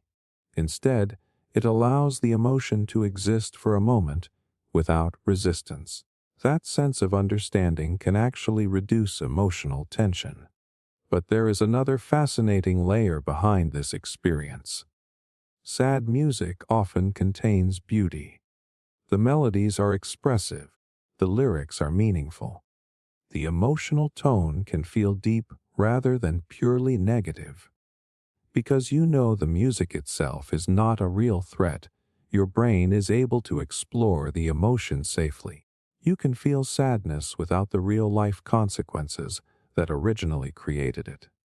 Psychologists sometimes describe this as aesthetic sadness. Your brain experiences the emotional depth of sadness, but within a controlled and artistic environment. That combination allows the feeling to become reflective instead of overwhelming. Instead of spiraling deeper into distress, your mind begins processing the emotion more calmly. Music also activates memory and imagination. A sad song may remind you of past experiences, relationships, or moments that carried emotional meaning. As those memories surface, your brain starts organizing the feelings attached to them. This process can actually help people understand their emotions more clearly. In a strange way, sad music can act like a conversation with yourself. The song expresses emotions that might be difficult to describe in words. As you listen, your brain quietly compares the music with your own experiences. That comparison can bring a sense of clarity or release. There is also a powerful biological element involved. Listening to emotional music can trigger the release of chemicals in the brain connected to bonding and comfort. Even though the song itself is sad, your brain still responds to the beauty and meaning within it. The result is a complex emotional mix. You feel sadness, but also connection, reflection, and sometimes even calm. That is why people often finish a sad song feeling slightly lighter rather than heavier. The music allowed the emotion to move through the mind instead of staying stuck, which leads to an intriguing psychological question. If sad music can make people feel understood and emotionally balanced, why do some songs manage to comfort us while others seem to deepen the sadness instead? Why your mind narrates your actions. You are doing something completely ordinary. Maybe you are looking for your keys. Maybe you are making coffee. Maybe you are walking through the house, trying to remember what you came in for. And somewhere in the middle of that moment, your mind starts talking. Okay, where did I put them? Let me check the table first. No, not there. Maybe the bag? It is not out loud most of the time. The voice is inside your head, quietly describing what you are doing while you are doing it. Almost like a narrator following your actions in real time. The strange part is that you already know what you are doing. You are the one doing it. Yet your brain still feels the need to explain it back to you. This internal narration is one of the most common experiences people have, but few stop to question why it exists. Psychologists call this inner speech. It is the internal version of the language system you normally use to communicate with other people. The same mental machinery that helps you form sentences during conversation can also turn inward and help guide your own thinking. Your brain is essentially talking to itself. But it is not random. Inner speech plays a powerful role in how humans plan actions, stay organized, and control behavior. When you mentally narrate your actions, your brain is reinforcing the steps you are taking. The words act like a guide. Imagine you are trying to complete a small task with several steps. If those steps stay only as vague thoughts, your attention can drift easily. But the moment your brain turns them into words, they become more structured. The narration gives the task a clear sequence. First this, then that. Now check here. That structure helps your mind stay focused. Interestingly, this habit starts very early in life. If you watch young children while they are learning something new, you will often hear them talking to themselves out loud. They might say things like, "Put this here," "Now turn it," or "Okay, that worked." At that stage, the narration is completely external. Children use spoken language to guide their actions because their brains are still learning how to manage complex tasks internally. Over time, that spoken guidance gradually moves inside the mind. Adults rarely say it out loud, but the internal version remains. The brain simply learned to keep the conversation private. Inner narration also helps with decision-making. When you face choices, the voice in your head often begins weighing possibilities. Maybe I should do this first. No, that might take longer. The brain uses language as a tool to simulate different actions before committing to one. In a sense, the narrator is helping you think through possibilities. But there is another fascinating reason the mind narrates actions. It helps maintain your sense of identity. Humans experience life not just as isolated moments, but as an ongoing story. Your brain constantly organizes experiences into a narrative about who you are, what you are doing, and where you are going next. The inner voice plays a role in maintaining that story. By labeling actions and decisions in words, the brain creates continuity between moments. It connects what you did earlier with what you are doing now and what you plan to do next. Your life becomes easier to understand because it follows a narrative flow. Yet the most curious part of this inner voice is how natural it feels. Most people rarely question it. The narrator simply exists in the background, quietly guiding thoughts, plans, and reactions, which raises a fascinating psychological question. If your brain is the one generating both the actions and the voice describing them, why does that internal narrator sometimes feel almost like a separate observer inside your mind? Why you feel phantom phone vibrations? You are sitting somewhere, maybe working or relaxing, when suddenly you feel it. A small vibration in your pocket. Your brain immediately reacts. Someone texted. A notification just arrived. Without even thinking about it, your hand reaches for your phone. But when you check the screen, there is nothing there. No message. No alert. No missed call. The phone never vibrated. Yet the sensation felt completely real for a moment. Almost everyone who uses a smartphone regularly has experienced this strange feeling at least once. That quick pulse against your leg or in your hand that seems exactly like a notification, even though it never happened. Psychologists sometimes call this phenomenon phantom vibration. At first it sounds like a simple mistake, but the reason it happens reveals something interesting about how the brain processes expectations, and sensations. Your brain is constantly predicting what might happen next in your environment. It does not wait passively for signals to arrive. Instead, it builds expectations based on patterns you experience repeatedly. If you receive notifications throughout the day, your brain learns that small vibrations in your pocket often carry important information. Messages from friends, updates from work, reminders from apps.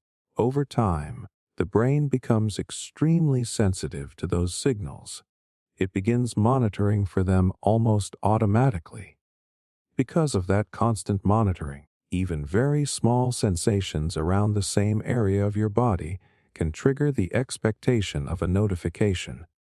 A shift in your clothing, a slight muscle twitch, the movement of fabric as you walk. Normally, your brain would ignore these tiny sensations completely. But once the brain expects phone vibrations, those sensations start matching the pattern your mind is looking for. And for a brief moment, the brain fills in the rest. It interprets the sensation as a vibration. This happens because perception is not purely about receiving information from the outside world. Your brain is also actively interpreting signals based on what it expects to happen. When expectation and sensation overlap closely enough, the brain sometimes completes the pattern even if the actual signal is incomplete. Phantom vibrations are essentially your brain guessing wrong. There is also a psychological reason this happens more frequently when people are waiting for something. If you are expecting a message, your brain increases its level of attention toward potential notifications. The monitoring system becomes more sensitive. In that state, even the smallest sensation might be interpreted as a phone alert. Your mind is simply trying not to miss something important. Interestingly, this phenomenon shows how deeply smartphones have integrated into everyday attention. The brain now treats phone notifications almost like social signals. A vibration might mean someone is reaching out, information has arrived, or something requires your response. Because those signals carry social and informational importance, your brain prioritizes detecting them. But that heightened awareness comes with a side effect. Your mind occasionally detects vibrations that never actually occurred. And yet, for that brief moment before you check the screen, the sensation feels completely convincing, which leads to an intriguing psychological question. If the brain can sometimes create a sensation based purely on expectation, how many other experiences in daily life are shaped not only by what we sense, but also by what our mind expects to feel?